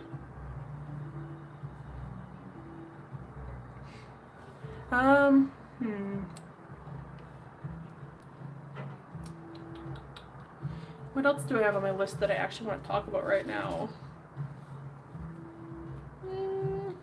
I guess other things I'm interested in making art around. I feel like all my art tends to come from the frame, or not the frame, like, a lot of it just has the context of, like, I'm always thinking about the role of capitalism in art and the ways that capitalism and queerness intertwine. Online spaces, obviously, like I was talking about. And especially, I think most of my works have some sort of feminist tone to them. It's just kind of, yeah. The way that I don't know, it's just a topic that I always just gravitate to naturally, so I usually go for it. Which is nice, because I feel like that's like one of the things where the majority of people in my classes understand what I'm talking about, because at my school, like, the very, very large majority of students are women, or AFAB, or femme-aligned in some way. So when you make, like, it's not, and the men understand feminist works as well. It's just nice to be able to make a feminist work talking about an experience, and then have someone else in your class be like, oh yeah, I have the same experience, and I understand what you were saying with this work. Always very nice. Although it's always, I don't know, it always gets frustrating to try explain to, like, anyone outside of art school, because I am in, like, or not rural, I guess at home I'm rural, but I just, like, live in Alberta, which is, if you know anything about Canada lore, it's pretty conservative. So then trying to explain to, like, other people, like, oh yeah, this is a feminist work on this topic, and they're like, you can just see in some people's eyes, they're like, oh, great, feminist. And it's like, no, you don't understand. And yeah, they don't. A lot of people just don't really take the time to understand feminist works. kind of lame. And especially, I don't know. Especially, I think I come from feminism from the point, especially of like growing up in a rural area. So like, I very much like the housewife role isn't one that's particularly like something that people can really do much anymore, but on like farms that very much is something that people are still doing. Like you very much will still see housewives out on farms. So as much as like people talk about housewives all the time in relation to feminism, I'm like someone who has actually been raised around housewives. Like my mom wasn't necessarily a housewife because she did all of the she did like farm books and stuff for my family's farm. So that was her job, and she was a teacher before she had kids. But like it's still like very much her and like a lot of other women, even if they were doing the farm books, it is still much more close to the idea of a housewife. So I feel like it's, I don't know, that's just like an interesting topic that a lot of people have become removed from because capitalism no longer really makes that possible. But on farms is like one of the few places where it still is. I don't know. I feel like that got kind of off topic there. Or off track. I don't remember what I was saying. I don't know, but it's always interesting. Like, I made a piece in my first year where I essentially created a version of myself that was a masculinized version of a housewife. So I got dressed up in a dress and I got out our big cord vacuum. But then I also used mascara to give myself like facial hair, and I put on my brother's ball cap, and I left my legs all gross. Not gross, that was a wrong word. I left my legs all hairy. I don't think hairy legs are gross. I have hairy legs. But yeah, like I sort of mixed the aesthetics of a housewife with this masculine farm idea, and I took a photo of that and like recreated it with ink on a big piece of paper. It was very fun, and it was very much one of those pieces that I think actually resonated with people, which is always very nice. Interesting. I don't know, I feel like it was also playing with like queerness and drag, because that's also very much sort of part of that idea of playing with gender barriers. I don't know. Interesting. I don't really know what I'm doing with the shading right now. I do think switching to the smaller brush helped with this, though.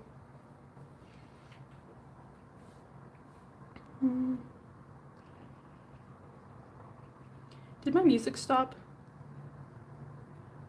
Hang on, I am going to put the music back on. I think my laptop didn't have Spotify set to repeat. I hope the music has actually been audible. That'd be kind of silly if it wasn't.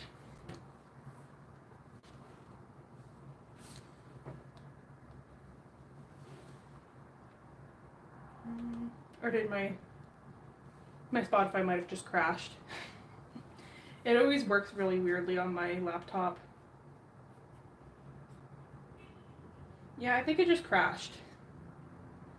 I might change it to something else.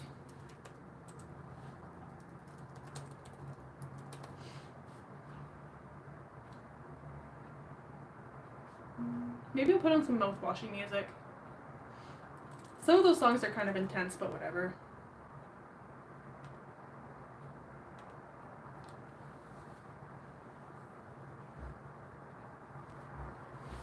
There.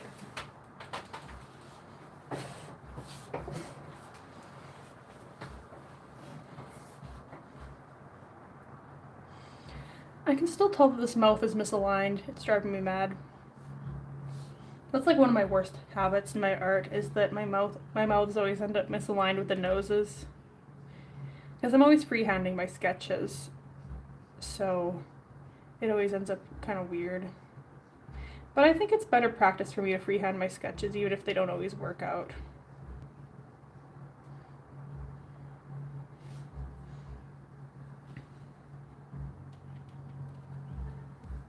I love the Mouthwashing soundtrack so much.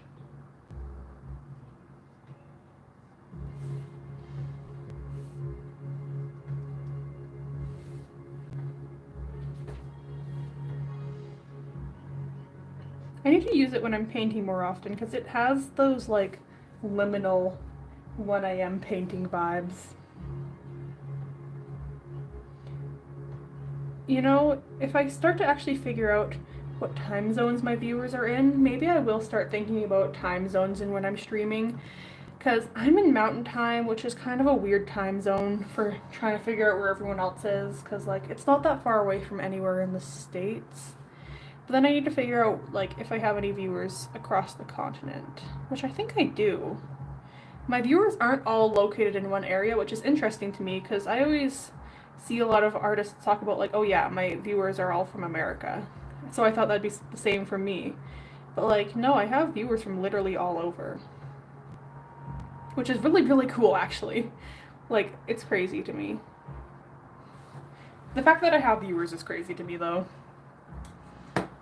Like, I mean, I'm not one of the people to say that, like, oh, I never expected anyone to ever like my content. Like, obviously the goal was always that people would like my content. But it's still crazy to me that, like, people from all over have actually watched my silly little videos where I don't really know what I'm doing.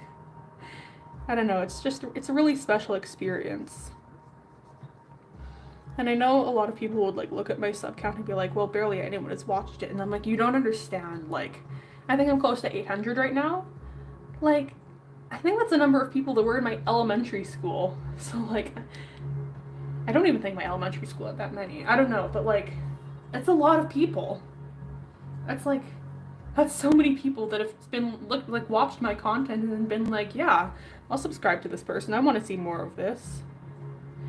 I don't know, it's just like, sometimes I just need to sit down and think like, oh my god, that's like, you know, 800 when you look at it as a number isn't that huge until you think about, like, these are all individual people with individual lives who have seen what I've done and liked it enough to subscribe or like or comment. It's weird. And I think it's easy to look at creators who have like tens of thousands, hundreds of thousands, or even millions of subscribers and be like, oh, well, I'm never gonna be there, so, like, what's the point? But, like, making videos is so fun, and the fact that even 800 people like them is just crazy to me. I feel like I kind of prepped myself for not getting many views when I started my TikTok channel, because I was getting, like, 16 views a post for like a year and a half or more of posting. Like, my videos never did anything on TikTok. So then, like, suddenly my videos on YouTube, like an average video I think that does just kind of badly, still gets usually like over 50 or over 100 views depending on what it is. And, like, to me that's crazy that, like, a bad video can have 100 people who still tuned into it. And, like, I don't really know if this is ever gonna go anywhere, but it's a fun hobby, and it's fun to just get to share what I'm doing, because I don't know, I always was like, or not always, but, like, last year I was like, oh yeah, I think the idea of putting stuff in galleries sounds cool, but now this year, I feel like that's just kind of losing its taste for me. Like, I don't know, the more I find out about galleries, I don't know, some of them are okay, but I just feel like a lot of galleries are just not what I want my art to be. They're elitist and they're biased, and I don't know if that's what I want. Which is, I mean, it's interesting to come to these conclusions about these things. Because I always thought the galleries, I kind of respected them, but, like, I don't know, I feel like the more I learn about them, a lot of them are not really all that great. And so trying to consider, is this even something I want with my art, or do I want to try and make other opportunities for myself to show my work in? In what way am I interested in showing my work even? Like, do I want to show it in a gallery and try to sell my individual pieces, or what? I don't know, it's interesting to see where I'll go, I guess, and even more interesting with AR. I feel like this is one of the crazy songs in Mouthwashing. I feel like I just keep seeing all the stuff with AI around my city, and it pisses me off so much. Like, I went to the Calgary Stampede over the summer, and the number of these food trucks that had AI generated photos for them was like, come on, man. It's so lame. It's so boring. Like, and none of them are anything special. It would be like one illustration you requested, and these trucks are doing well. If they're at the Stampede, they're doing fucking well. Like, no matter what you're selling, if you're at the Stampede, you're probably making a lot of money, and you're overpricing everything to shit. But then, like, to see them AI generating these things, and it's like, come on. It's so disappointing, and it looks like shit. And also, the thing that actually pissed me off was, I went to a little artist market at the Heritage Park. It was just like a outdoor market with like lots of little small artists set up outside of it. And you know what there is there? There's a fucking guy with a tent set up selling AI art. I'm like, fuck off. It pisses me off so much. And this guy, like, it's very clearly AI. Like, it's all the AI style.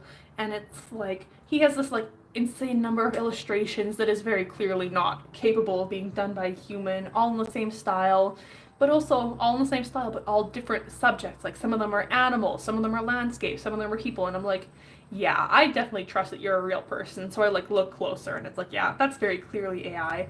But you know what I overhear him saying? I overhear him fucking saying, oh yeah, I draw this all on my iPad. Get real. Not only are you selling AI art at an artist market, but you're lying and saying you drew it? Are you kidding me? Like, just the total lack of compassion and like self-awareness. Like, these people who are at this market have put tens of, like, not tens, like hundreds upon hundreds of hours, like years of their life into perfecting their craft enough to be able to sell it. And you're coming here with your AI generated tent and lying and saying you drew it? Are you kidding me? It made me so mad. I remember I called my mom afterwards and I was furious, and I was like, I can't believe this. She wanted me to get in contact with the people who set the thing up, and I'm like, I don't even think they would care, which is the sad part. I don't think most people would care that the guy put in AI generated art. I'm like, I care. All my friends who are artists care. All of us who want to someday make a job out of our art care, but it seems like sometimes we're the only people who do. I don't want to be a doomer. I'm going to stop being a doomer. I don't know. It just made me mad. I hope I never have to see that again in my life, or I actually might confront the person and get mad about it. Which I don't want to do, but I get mad. Bring out my discourse skills.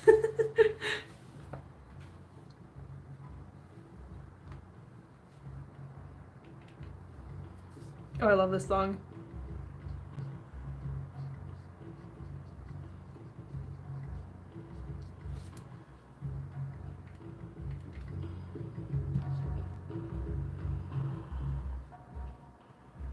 The Mouthwashing soundtrack goes so hard.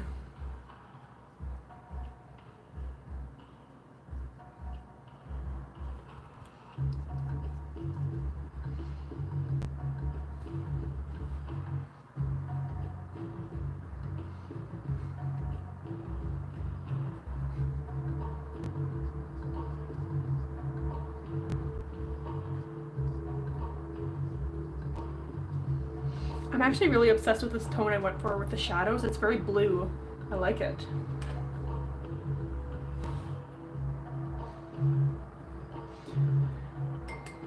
I don't know, like, as much as I love acrylic painting, when I see what I can do with just like a little bit of playing around with oil paints, it's like, oh, I see why I need to do this forever for the rest of my life now. I'm probably going to finish this painting if I can before ending the stream, but this isn't going to be a crazy long stream. Actually, how long have I been doing this? Almost 2 hours. That's crazy. Oh my gosh. Thank you so much to everyone who's been sticking around this long, but yeah, I wasn't expecting to do it for this long. I was like, if I can get an hour out of this, that would be a good day.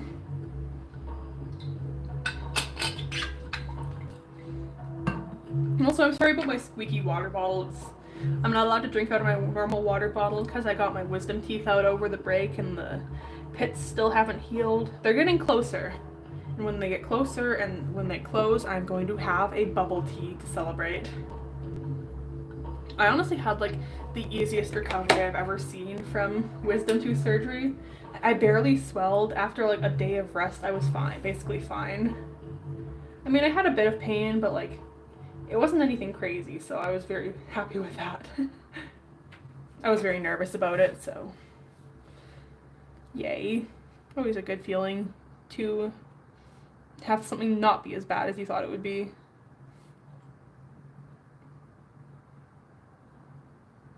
I actually remembered that seeing that hack back in like 2020 or 2021 that you're supposed to drink a whole bunch of pineapple juice before you get your wisdom teeth out, and it's supposed to stop the swelling as being as bad.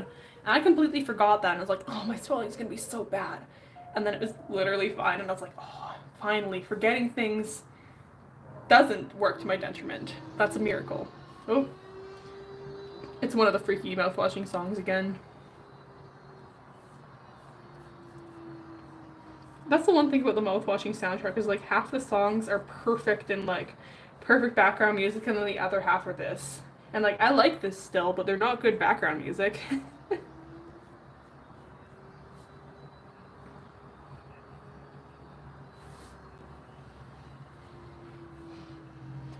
Maybe it kind of matches the vibe of this painting though, I don't know.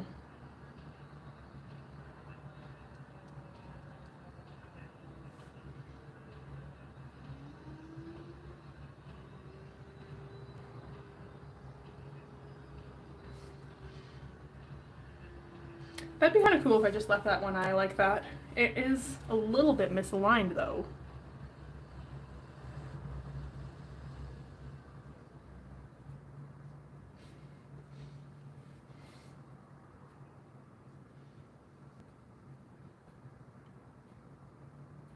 Yeah, I might just leave that eye that simple. I kind of like that.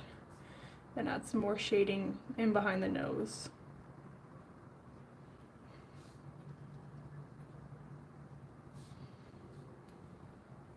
And obviously some over here.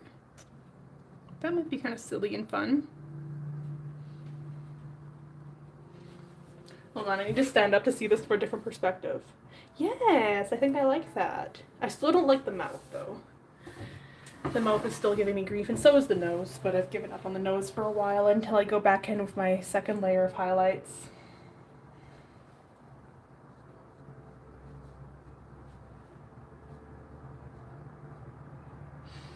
Oh, the road has gotten busy again. Nice. Gotta love it. Ooh, I like this song too. I actually need to go through and figure out exactly which mouthwashing songs I really like and which ones are not the vibe for my painting. I need to make a stream playlist actually of like video game music.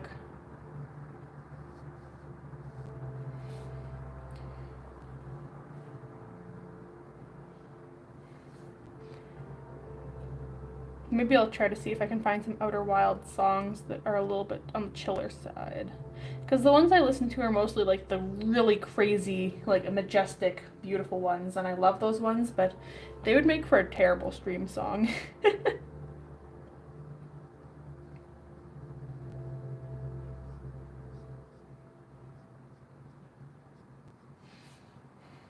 This eye is horrifying. Once again, I just need my lights to go back in with. Mouthwashing song. Yay.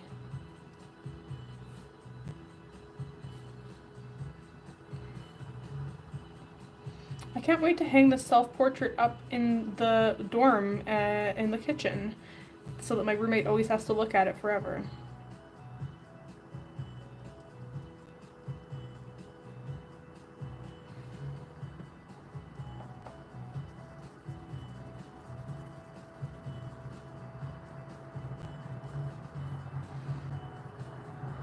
I really wish that on the stream it would show this as it is and not all stretched out. I will need to figure that out for next time. Or after I watch this, maybe I'll look back at it and realize it was literally fine the whole time, that I'm literally going crazy.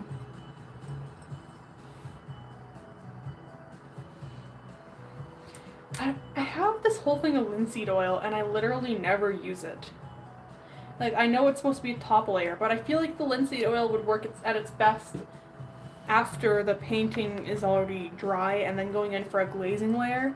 But once my painting has the layer of pure oil paint on it, I'm like, yeah, I'm good, and I never want to add any more. So maybe after this one is dry, after a couple of weeks, I will take it down from the wall and do a bit more on it.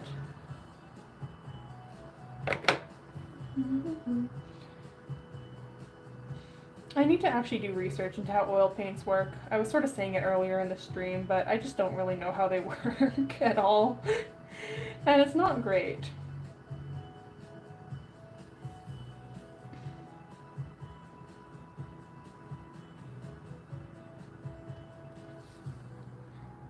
Okay, white of the eye. I think it needs some more neutrals in it though. I think it's too white. That was one of the things I never got. I always thought that I had to use a pure white for the eye when I was younger, until I realized that, like, no, it's actually probably better to use a cream that's like a lightened version of the skin tone. Because even if it looks like it should be white, I realize that, like, in the context of the skin, it almost always has the warm light of the skin bouncing back up onto it.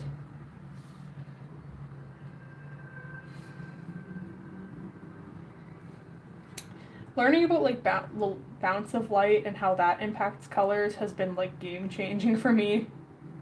I didn't used to get it when I was younger. I was like, well, I don't understand why this is purple when I color pick it, but it looks blue when I look at it. I just would get confused.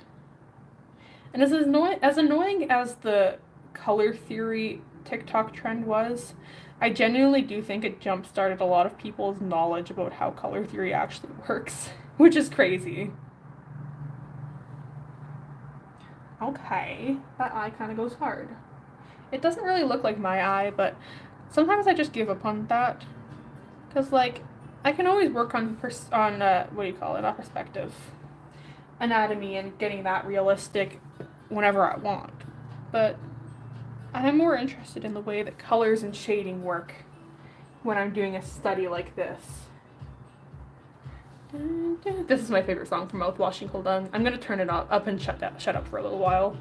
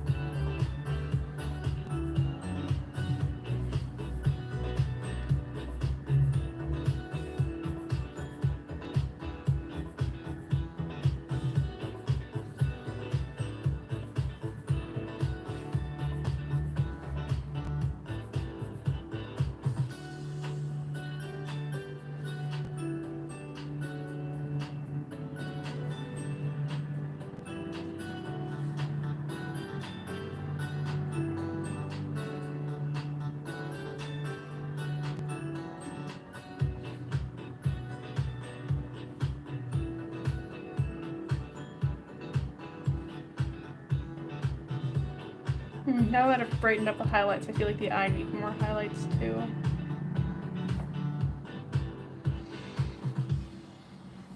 Okay. I'll start talking again. I just like that song a lot. What am I gonna talk about? I guess just dorm life. I like talking about dorm life. Yeah, I only had the meal plan my first year of art school, so then this year has been fully me cooking everything, which has been kind of crazy because like I'm not a bad cook, but I'm bad at planning. So I never have any of the ingredients I need to cook anything in my dorm. So I end up making a lot of what I like to call evil stew and evil soup, which is like evil soup is where I make ramen, but I throw in any ingredient that looks like it's about to go bad. So like if I have, I don't know, cream cheese, I'll throw cream cheese in there. Any vegetables I have, I'll throw in there. And the evil stew is essentially the same, just instead of having a base of soup, it's just any meat and vegetables and sauces that I have that I need to use up all go into the same pot and I see what happens. And I've had people tell me, like, well, I think all stew is evil. And I'm like, no, you don't understand how evil mine is in particular. It's just not any good. Well, I mean, it's food. It has nutrients. It just doesn't taste good. But this semester, I've made it a goal of mine to at least once a week look up a recipe of some sort, get the ingredients for the recipe, and make an actual recipe, which I think will work because my roommate also does not have the meal plan this semester, so I think the two of us will cook for each other a little bit. So that's a good opportunity to be like, yeah, I'll make my good food today because I'm cooking for me and my roommate. And then cleaning as usual in the dorm sucks. I just never have the time or motivation or energy to clean the dorm ever. But it gets dirty so fast. Like, there's so much stuff that needs to be put away. Dishes, laundry. I definitely do not clean the bathroom as often as I'm supposed to. My mom is like one of the people who's like, "Oh yeah, I clean the bathroom every week."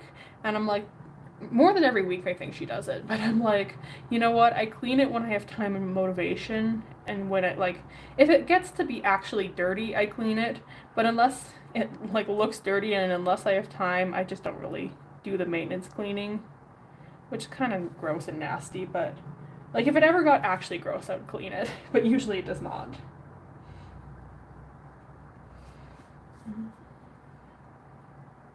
Actually, it's been really nice this year because this year my roommate is actually a friend of mine. So like someone I get along with? What? Last year, I mean, it wasn't that I didn't get along with my roommates last year. I had 3 of them, but I just never none of us ever took the time to talk to each other.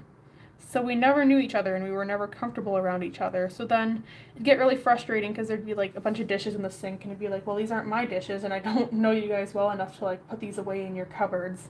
But they're just gonna sit in the sink for like a week and I'm gonna get more and more frustrated and not like you enough to feel comfortable letting you know I'm mad. But now it's like, oh yeah, I get along with my roommate, so if we ever have issues, I feel like we wouldn't have any trouble telling each other, or at least I don't think we would. We really haven't had any issues, which has been nice.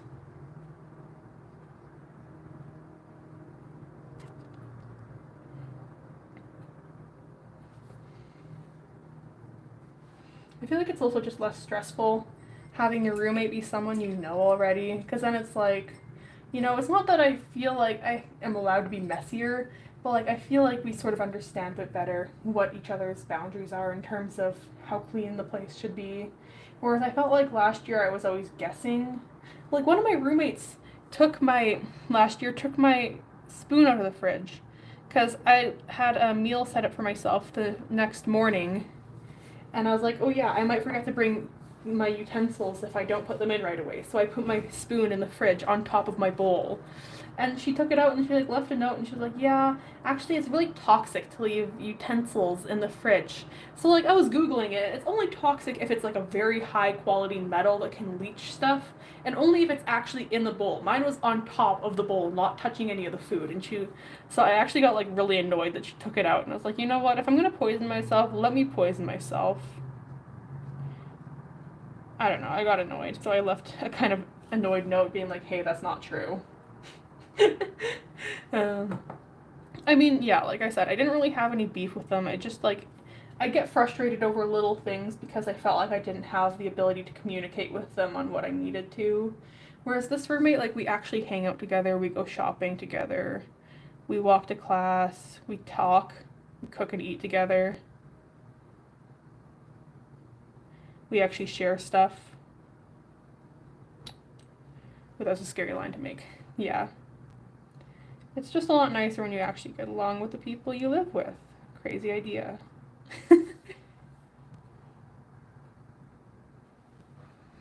I feel like I need to go back to the mouth again. The only thing I don't like about this dorm this year is that because I'm in the 2-person instead of the 4-person, it's actually far smaller. We don't have a living room. We have a tiny, tiny kitchen, tiny dining table, tiny counter space, everything tiny. No couch. And the rooms are also small, but they were small in the other place too. But in the other place, at least there was couches if you went outside of your room. This place, it's like, yeah, you can sit on your bed at your desk or at the table, or you can go to the common area, but like nobody wants to do that. Especially if you just want to hang out. Like, I don't really want to hang out in the common area most of the time, and it's loud too. The ventilation in the common areas are loud as fuck. So that's the one thing. I was actually thinking, I don't really know what I'm going to do for my dorm next year. I'm either going to live in the 4-person again with more of my friends, or I'm going to live in the 1-person, which also has like a couch and kitchen space, which is very nice. I don't know, I'm thinking about it. The one thing is that, like, where I live, rent is really expensive, and there's no way to live in a 1-person apartment that's in any way cheap here, except for the dorms here. So like the cheapest way to live in a 1-person apartment is the dorms here.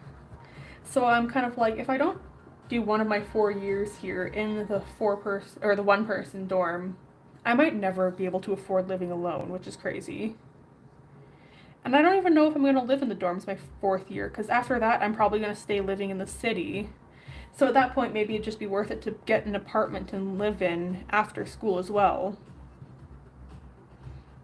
So I think next year might be my 1-person, my solo living experience. And then after that, I'd have to share an apartment with somebody again. Whatever. I like living with other people because having grown up on a farm, I have a tendency to isolate myself and not spend time with people because it's just not in my nature. Because, like, I'm used to living really far away from everyone, so I don't really think of, like, asking someone, oh, yeah, you should come hang out. Because normally coming and hanging out would mean also having to drive them back home. And, like, I don't want to do that. But now it's like, oh, yeah, we actually, like, live really close to each other, so we can hang out. But I still just forget to. So actually living with someone is a nice chance to spend time with people.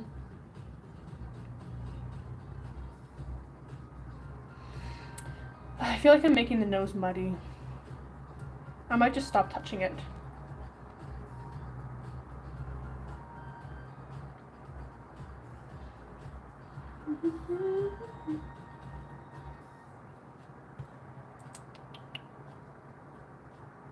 I actually just want to say I'm actually so shocked about the number of people that popped into this stream. Like, I know it was only, I think the maximum number I had was 4 at one point, but that's still crazy to me. I was expecting getting absolutely 0 viewers my first stream. This was honestly supposed to just be a test stream to see if it worked with my Wi-Fi. So the fact that people actually came in and were chatting with me was crazy to me. So thank you so much. I don't really know who's still watching. Everyone's kind of gone silent, which I get. That's what I do on streams. Is I start doing my own thing and I stop chatting, which is also nice. It's kind of peaceful. So I don't really know who's still here, but I really appreciate everyone who's popped in.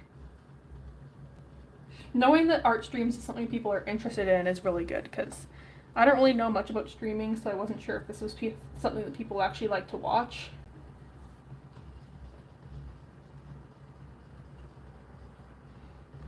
It's another one of the freaky mouthwashing songs, oh no.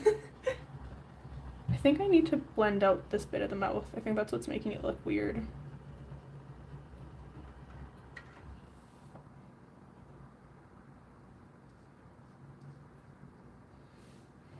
Yes, I think that was.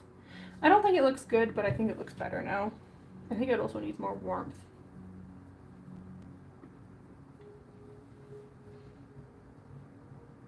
What song is this one, actually? I like this one too.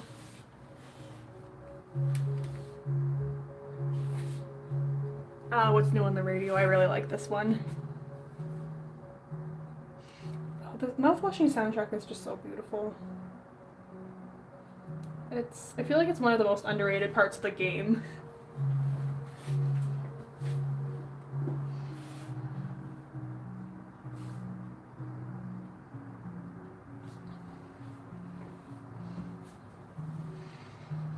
Oh, I got paint on my arm in the end. Oopsies. I did also take off my glove.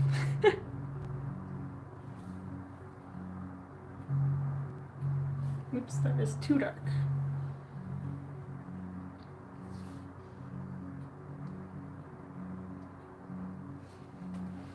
I feel like mouths are one of the hardest things to paint, for me at least. Mouths and noses. And actually, eyes are harder than they look, but at least I really enjoy painting them, so they aren't as tricky, I find. But they're still hard.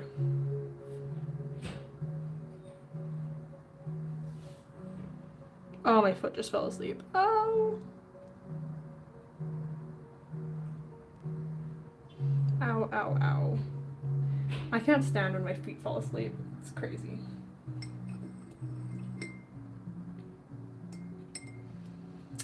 I only left one more note to talk about on my list of things to discuss in the stream, which is future of the channel? What? I mean, again, it's like, I don't really know where I'm going with the channel. It's just really a hobby that I'm sort of testing out to see what happens with it. So it's hard for me to say for certain, like, oh yes, I'm going to do this, this, and this with it, because I'm still just sort of waiting to see how my audience is going to change over the next year or so. But I'm planning on creating more painting content. I know it's some of my content that does the worst on my channel, but like, I think I sort of built up the wrong niche at first, because at first I was doing more of my old style of drawing that I used to do when I was younger, which was more design, like character stuff. But I'm much more painting focused now, and I also want to be able to include artwork that I create in class in my videos. So, yeah. I'm sort of having to change my niche after I'd partially established it, so there are definitely some videos that just don't do well that I wish would, but it's like, whatever. I don't really ever expect anything to do particularly good or bad. I try to avoid that kind of mindset just because I think it can create a lot of frustration. So yeah, but I'm planning on keeping up with painting content, still doing sketchbook content. The streams are, again, like I was saying at the very beginning of the stream, something I want to test out to see if I can just add something to my video upload schedule that is like something I don't have to edit. Because editing is honestly the most time-consuming part of the process for me. I don't particularly love it. It's just like one of those things, you know, you have to do it to make videos, but I don't love it. I don't hate it all the time, but I'm still trying to find good video editing software on my laptop. I just downloaded CapCut. I was using DaVinci Resolve, but that shit is crazy. I don't like it. Well, I don't hate it, but it's like little things that just don't work on it properly like I think they should. Like something like adding a fade out for an audio is really tricky on it for no reason at all. And I'm like, that's gotta be one of the most basic things to end off a video, or like to end off a song even, is just to like let it fade out. But nope, they make it fucking hard as shit. Or maybe I just didn't find an easy way to do it, I don't know. But either way, I just don't think it's particularly user-friendly for someone like me who isn't super tech-brained. Oh, eyebrows. My eyebrows are kind of freaky. They aren't very dark, so they're hard to see in a painting. But yeah, I don't really completely recommend DaVinci Resolve, so I've been looking into CapCut, which I hope should hopefully work better. But on my iPad, I use this weird editing software that like is not well known, but I really like it. I can't even think of what it's called, but I like it way better than all of the paid ones that don't really seem to be my style. anyone ever asks me, I will have to check that out and like post it under a video or something.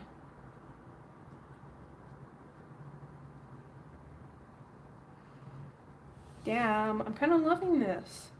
I don't think the likeness is perfect, but it's definitely a lot better than some. Oh, I just looked at it in my not my laptop, my iPad. This painting looks freaky as hell in the iPad. I swear to God, it looks better in real life. Oh my gosh, it looks really scary in the. Sorry, I'm just watching this for a second. It's kind of freaky. Okay, yeah, it's it's being warped really weirdly in the iPad, so I hope. I don't know, I'll like post a video, or not a video, I'll post a picture of this later of where it actually looks like it's supposed to. Oh shit. I added a really gamsoled down bit of paint here and it did not work. Hold on. Don't get freaky.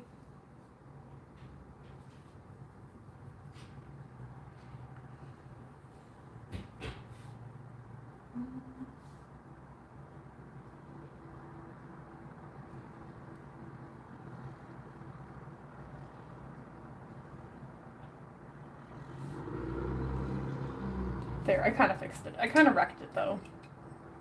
Whatever. We stay silly. Did my music stop again? God damn it.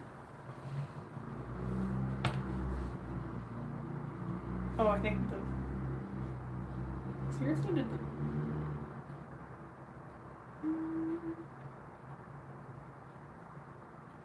No, it's supposedly still playing. Oh, it's just really quiet. Whoops. I think I might leave the face there. I don't think it's perfect, but I might just call it. Because I think the more I work on it, the more I'll overwork it. Like I said, maybe I'll come back to this later and do some glazing with my linseed oil, but I'm just going to move on to the hair.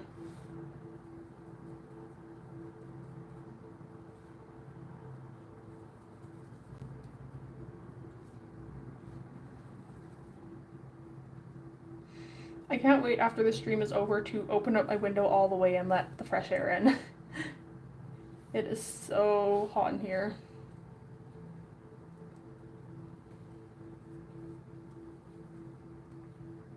What does this color look like on here? Shitty. Okay. As they tend to. This might be better. Yeah. This photo had very high contrast, like lights and darks in it, so I always have a hard time color picking hair, but especially when it's under those circumstances. And my hair was actually curling very nicely in this photo for once.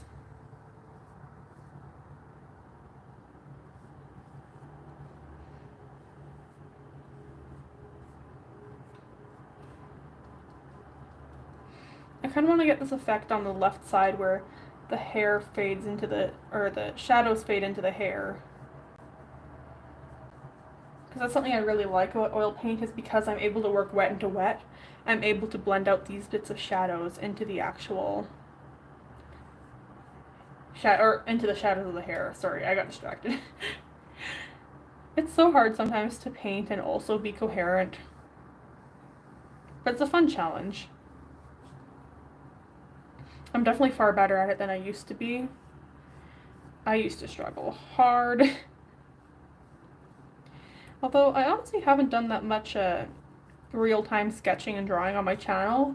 I think I've only done one painting where I've talked and painted at the same time, which is crazy. Because it's really fun. And I think I actually have a bit of an easier time talking sometimes if I'm also painting, because then I'm so concentrated on like what I'm painting that, you know, what was I saying? I'm so concentrated on what I'm painting that I'm less scared about the things I'm saying, because I think I definitely have a tendency to kind of freak out about what I'm saying if I'm recording and that's just what I'm doing, and I tend to stutter a lot more than I technically should have to be doing at that point.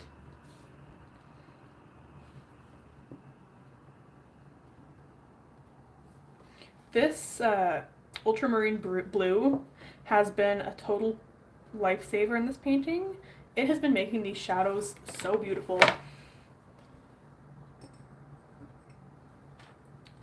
Shout out Ultramarine Blue. Love you, King. Or Queen. Ultramarine Blue could be a queen. Yes.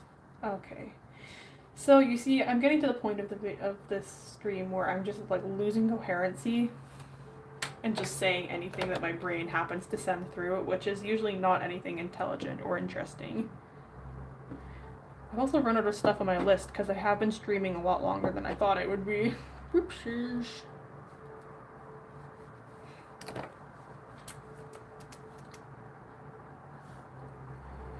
Also, the road has gotten loud again, so I'm sorry if that is coming in through the stream.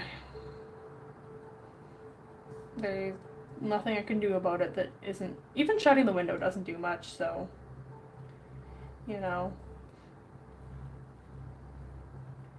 That's the one thing. Living on the farm is so nice to record on because, like, there's no sounds ever anywhere. It's actually really hard for me to adjust when I move back to the city trying to fall asleep at night because there's sounds outside and, like, even during, like, there's never a time where it is silent in the city. There's always ambient background noise. Whereas on the farm, it is, I mean, it's never perfectly silent, but it is pretty damn close. So whenever I come back to school from the farm the first night or two, or if I've spent even longer, like after the summer, the first week or two, it is really hard for me to fall asleep because just, I don't know, it makes me sad having to hear all the noises. It makes me miss home.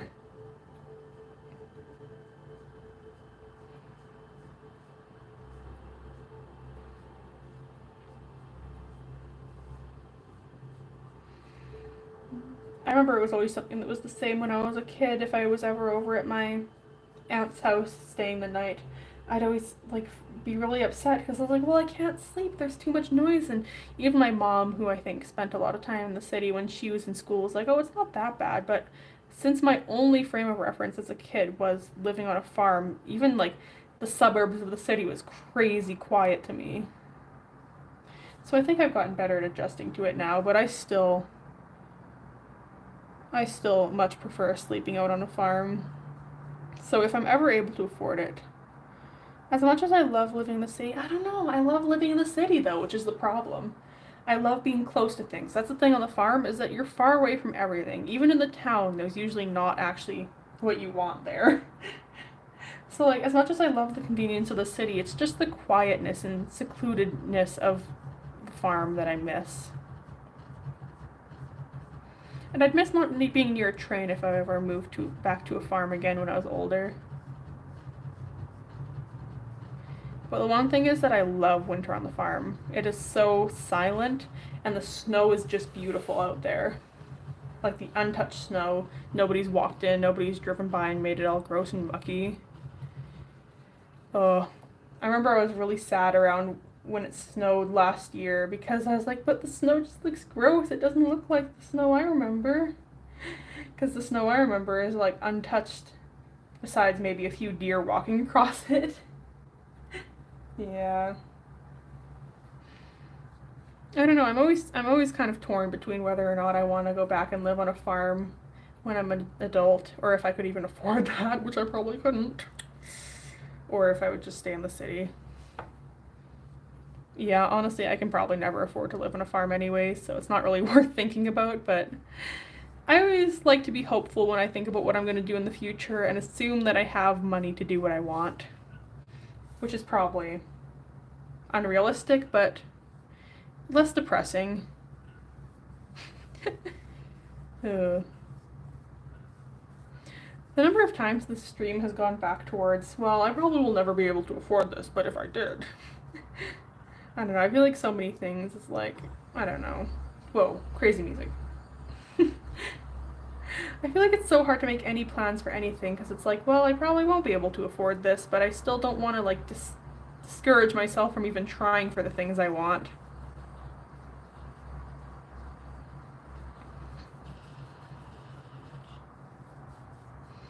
The hair is definitely too saturated. Damn it.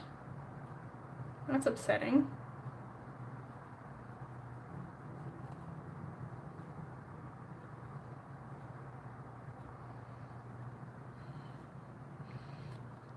The one thing I can never get over about oil paints is that, every once in a while when you're painting with acrylics, you'll get the one brush stroke where there's like the perfect amount of paint and it is like the perfect consistency and you're like, wow, this is beautiful. But every single brush stroke with oils is like that for me. Like every single one has this perfect buttery consistency and I never feel like it's all dry like acrylics can be for me. It's crazy.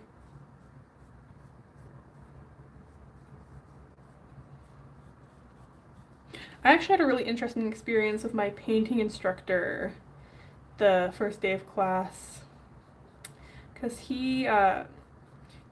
well, first of all, he is very critical of like a lot of art school stuff and like art gallery stuff. So he was letting us know a lot of his opinions the first day.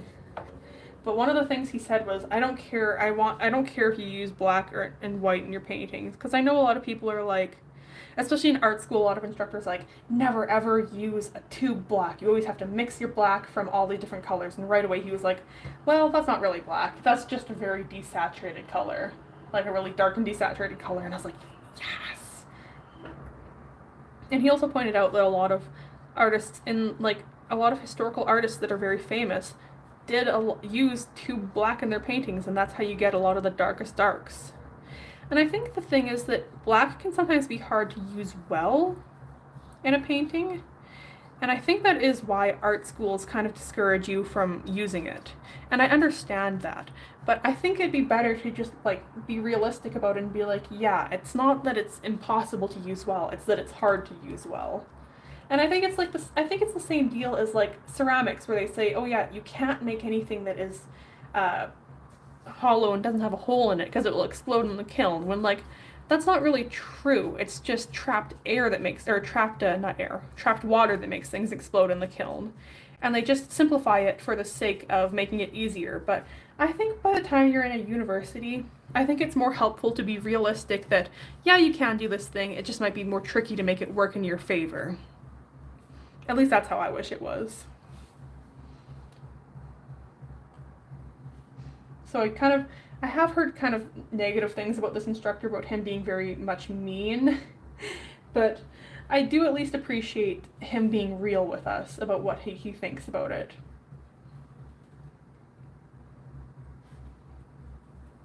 I actually am very scared to be in his class actually, because I heard last semester, not to gossip, but I heard that he literally told someone to never pick up a paintbrush again. And again, I don't know the context or if he said that as part of like a larger sentence, but that's still a very scary thing to hear. But I don't know, he seemed really nice and interesting when we had our first class, but then I was saying that and somebody was like, no, he's a jerk. But I don't want to make any assumptions. It's not that I don't listen to my fellow students when they say that a teacher is a jerk, but I am also very hesitant to say write someone off just because people say it. Because I've had some instructors that people absolutely hate that I really like, and I just find out that people hate them because they got a bad grade. Because this is also a very opinionated instructor. Like, he doesn't want people doing just a landscape. Like, if you do just like a landscape with no meaning, he's gonna be like, well, no, it's bad. Because it's not what he's really looking for in a university setting. Or at least that's what it seems like from what I've heard in Rate My Professor. But I also like I'm not discouraging or discounting anyone that says they don't like him. So it's like I'm trying to stay neutral until I know whether or not I like him. But so far he seems kind of nice, kind of chill. Not chill. He seems very intense, but like fun intense. Hopefully. I hope I don't eat my words.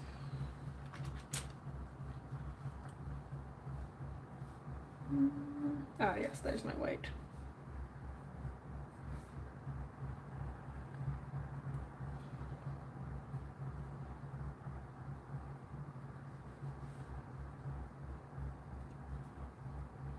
I don't know, I think art school instructors have a tendency to be really frustrating to work with at times, because a lot of them are like so opposed to trying to give objective critique of any sort.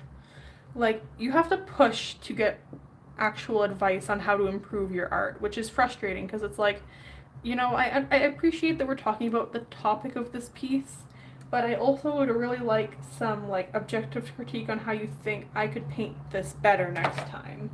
But a lot of them are just like they don't want to talk about what you can improve or like the real aspects of the painting. They just want to talk about your concept, which isn't really helpful a lot of the time. Damn, this hair came out really fast. Oh shit, I just got paint on my desk. So I guess I will see if I end up liking this instructor or not.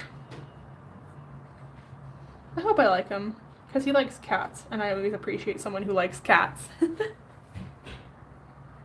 I hope that my phone has been picking up my audio okay, because I keep really leaning over and then leaning under my phone. Sorry if you're having trouble hearing me. I have a tendency to be wiggly, which isn't helpful when I'm trying to record audio.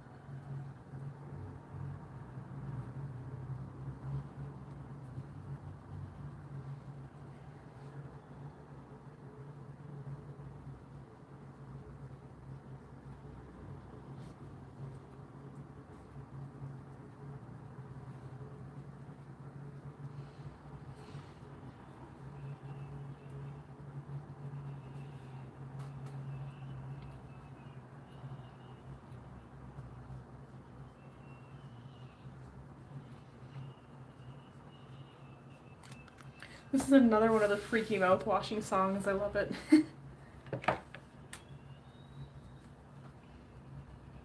I remember I put on this soundtrack for my parents when I was driving, and I was like, oh yeah, we'll probably just have the songs I remember, like the one from the party and the one from the advertisement, and then all the songs with like the distorted baby cries started playing, and I was like, oh, I see. I didn't realize these were actual songs they were playing and not just like background noise.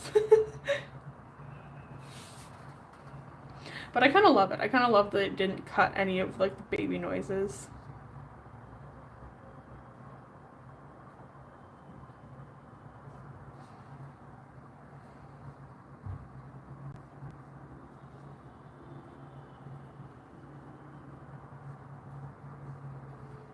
Honestly, you probably can't even hear the music over the sound of the road.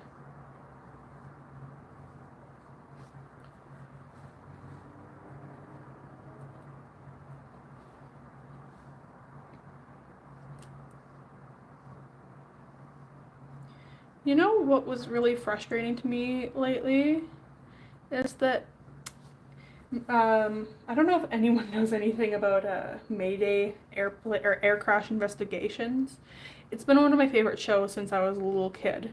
It's basically like it's like what it sounds. It's they investigate and explain the causes of airplane crashes. It's really interesting, but they have all their stuff uploaded on YouTube, which is really awesome because it means I can watch it all really easily without having to subscribe to a new thing.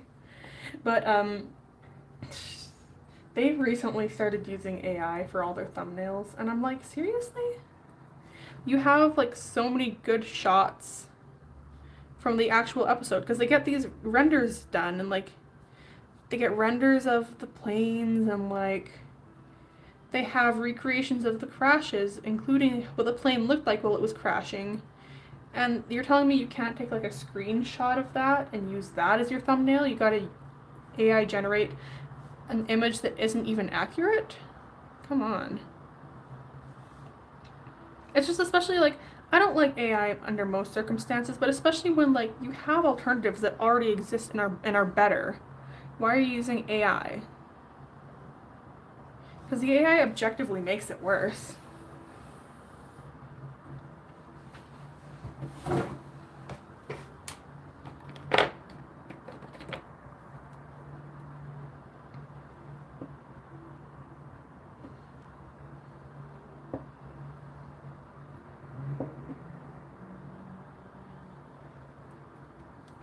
I don't know. I just hope that's like a choice of the channel runner and not they approve of using AI, because if I watch a new Mayday episode and I see that they have used AI in it, I'm rioting.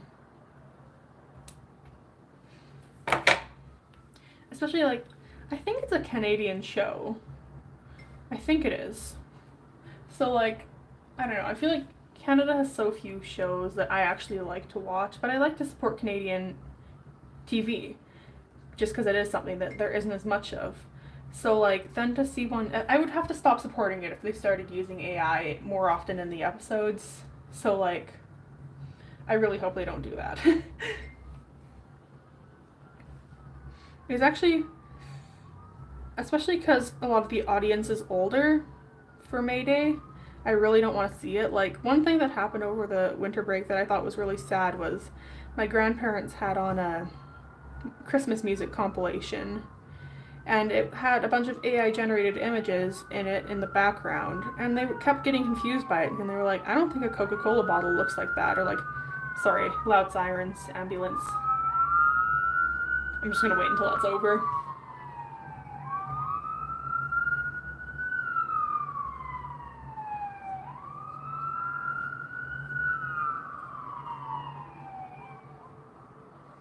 But yeah, like, my grandparents were sitting there in front of the TV discussing that, like, things in these pictures didn't look right.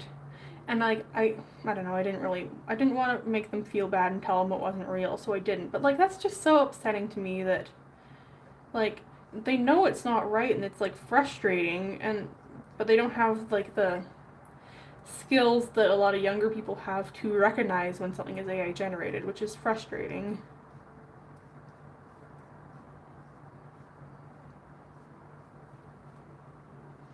I don't know, it's just things like that. Like, at the end of the day, the people who are being impacted by this most are the more vulnerable people who don't have the skills to recognize these things, like the younger kids who don't know quite what is reality and what isn't yet, and older people who don't have the ability to recognize AI generated images.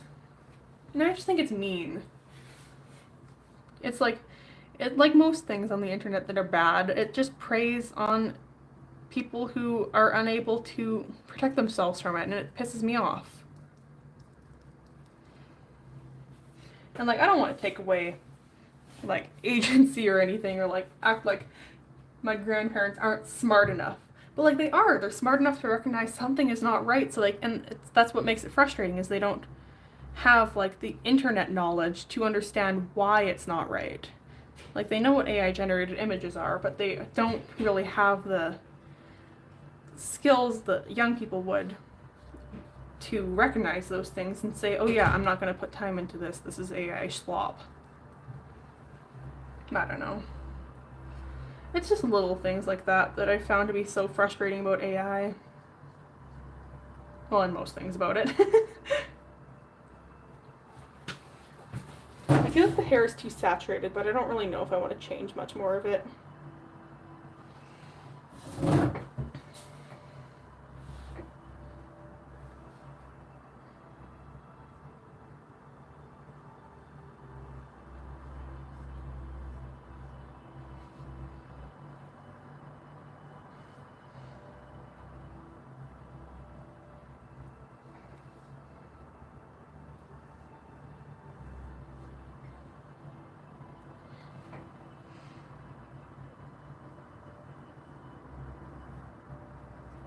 Whoa, actually, I just realized, I've been so absorbed in this that I just realized that the stream is actually just going to end soon.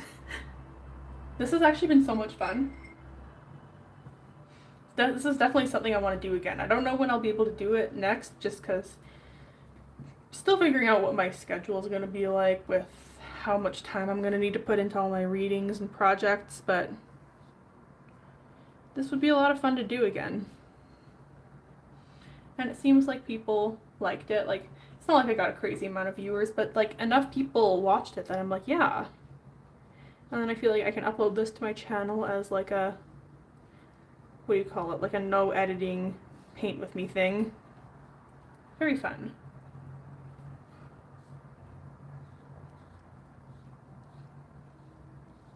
I need to make a longer list next time for what to talk about. I really was not expecting to run out Or I was expecting to run out, but I wasn't expecting to need to go for so long after I ran out. But I got really into this.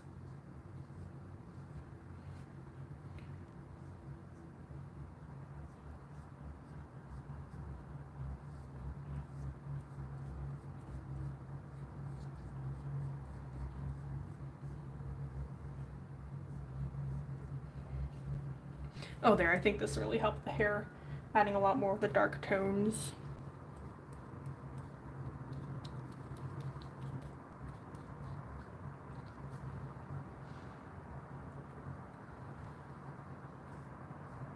Yeah, I guess I can start saying my goodbyes because I guess I'm almost done. Or am I? That's the mysterious part. Not really. I don't want to overwork the hair too much. I just want to cut even more out. Yeah, I guess I'm pretty close. Should I do one of those Facebook live stream fetish videos where it's like I'm always talking about like, oh, I'm so close to doing this, but then I never actually do the thing? That seems like a cool niche to get into, that definitely one I really want to be part of. Those videos, sometimes I see my dad watching those ones and I'm like, Dad, it's not worth it. They're gonna keep saying they're gonna do it for 30 minutes and they're not gonna do it. And when they do it, it's gonna be lame. Those things piss me off so much. Yeah, I think the last thing I'm just gonna do is blend some of the cheek into the hair to make it a little bit less harsh.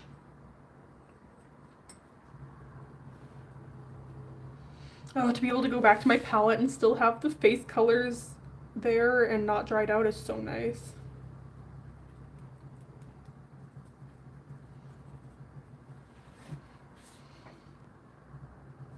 Actually, I might go in with a brush that doesn't have any paint on it and see what happens.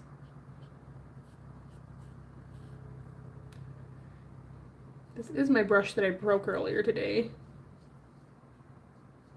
Oh, because it was broke, I messed it up. God damn it. I love when that happens. I love it. Whatever. We stay silly.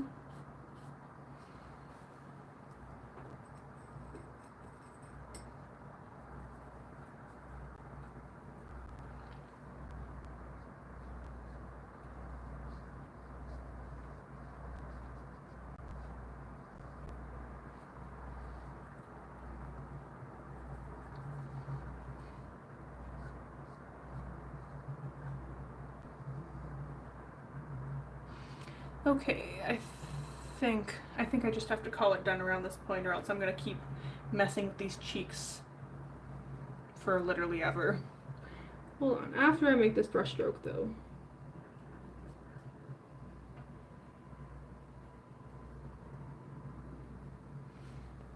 Oh, but then I brought out the thing too much and I need to push it back again. What? This is the dangerous part of the painting, where you have like, you're basically done, but you just want to fix one more thing, but then you wreck one more thing when you fix one more thing, and then you gotta keep fixing it.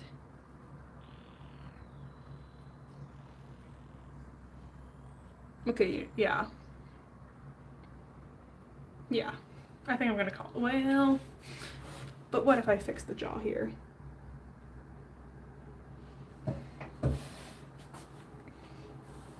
Yeah, and you know what? Looking at the hairline, it's not quite right.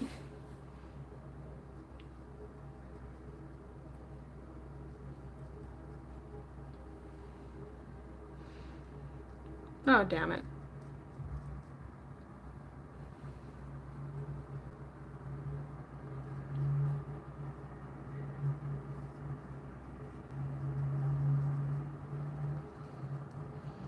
Okay. Okay. I think I'm calling it there. Yeah, that was a lot of fun.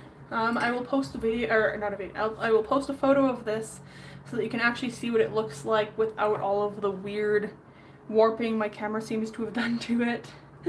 Awesome. Yeah, and thank you so much to everyone who tuned in. I know that most of the people who tuned in are gone at this point, but either way, thank you so much. Thanks to anyone who is still here, even though, like, thanks to all my lurkers. I am a stream lurker myself, so I totally get it. Yeah. Thank you so much for watching the stream. I guess this will be it.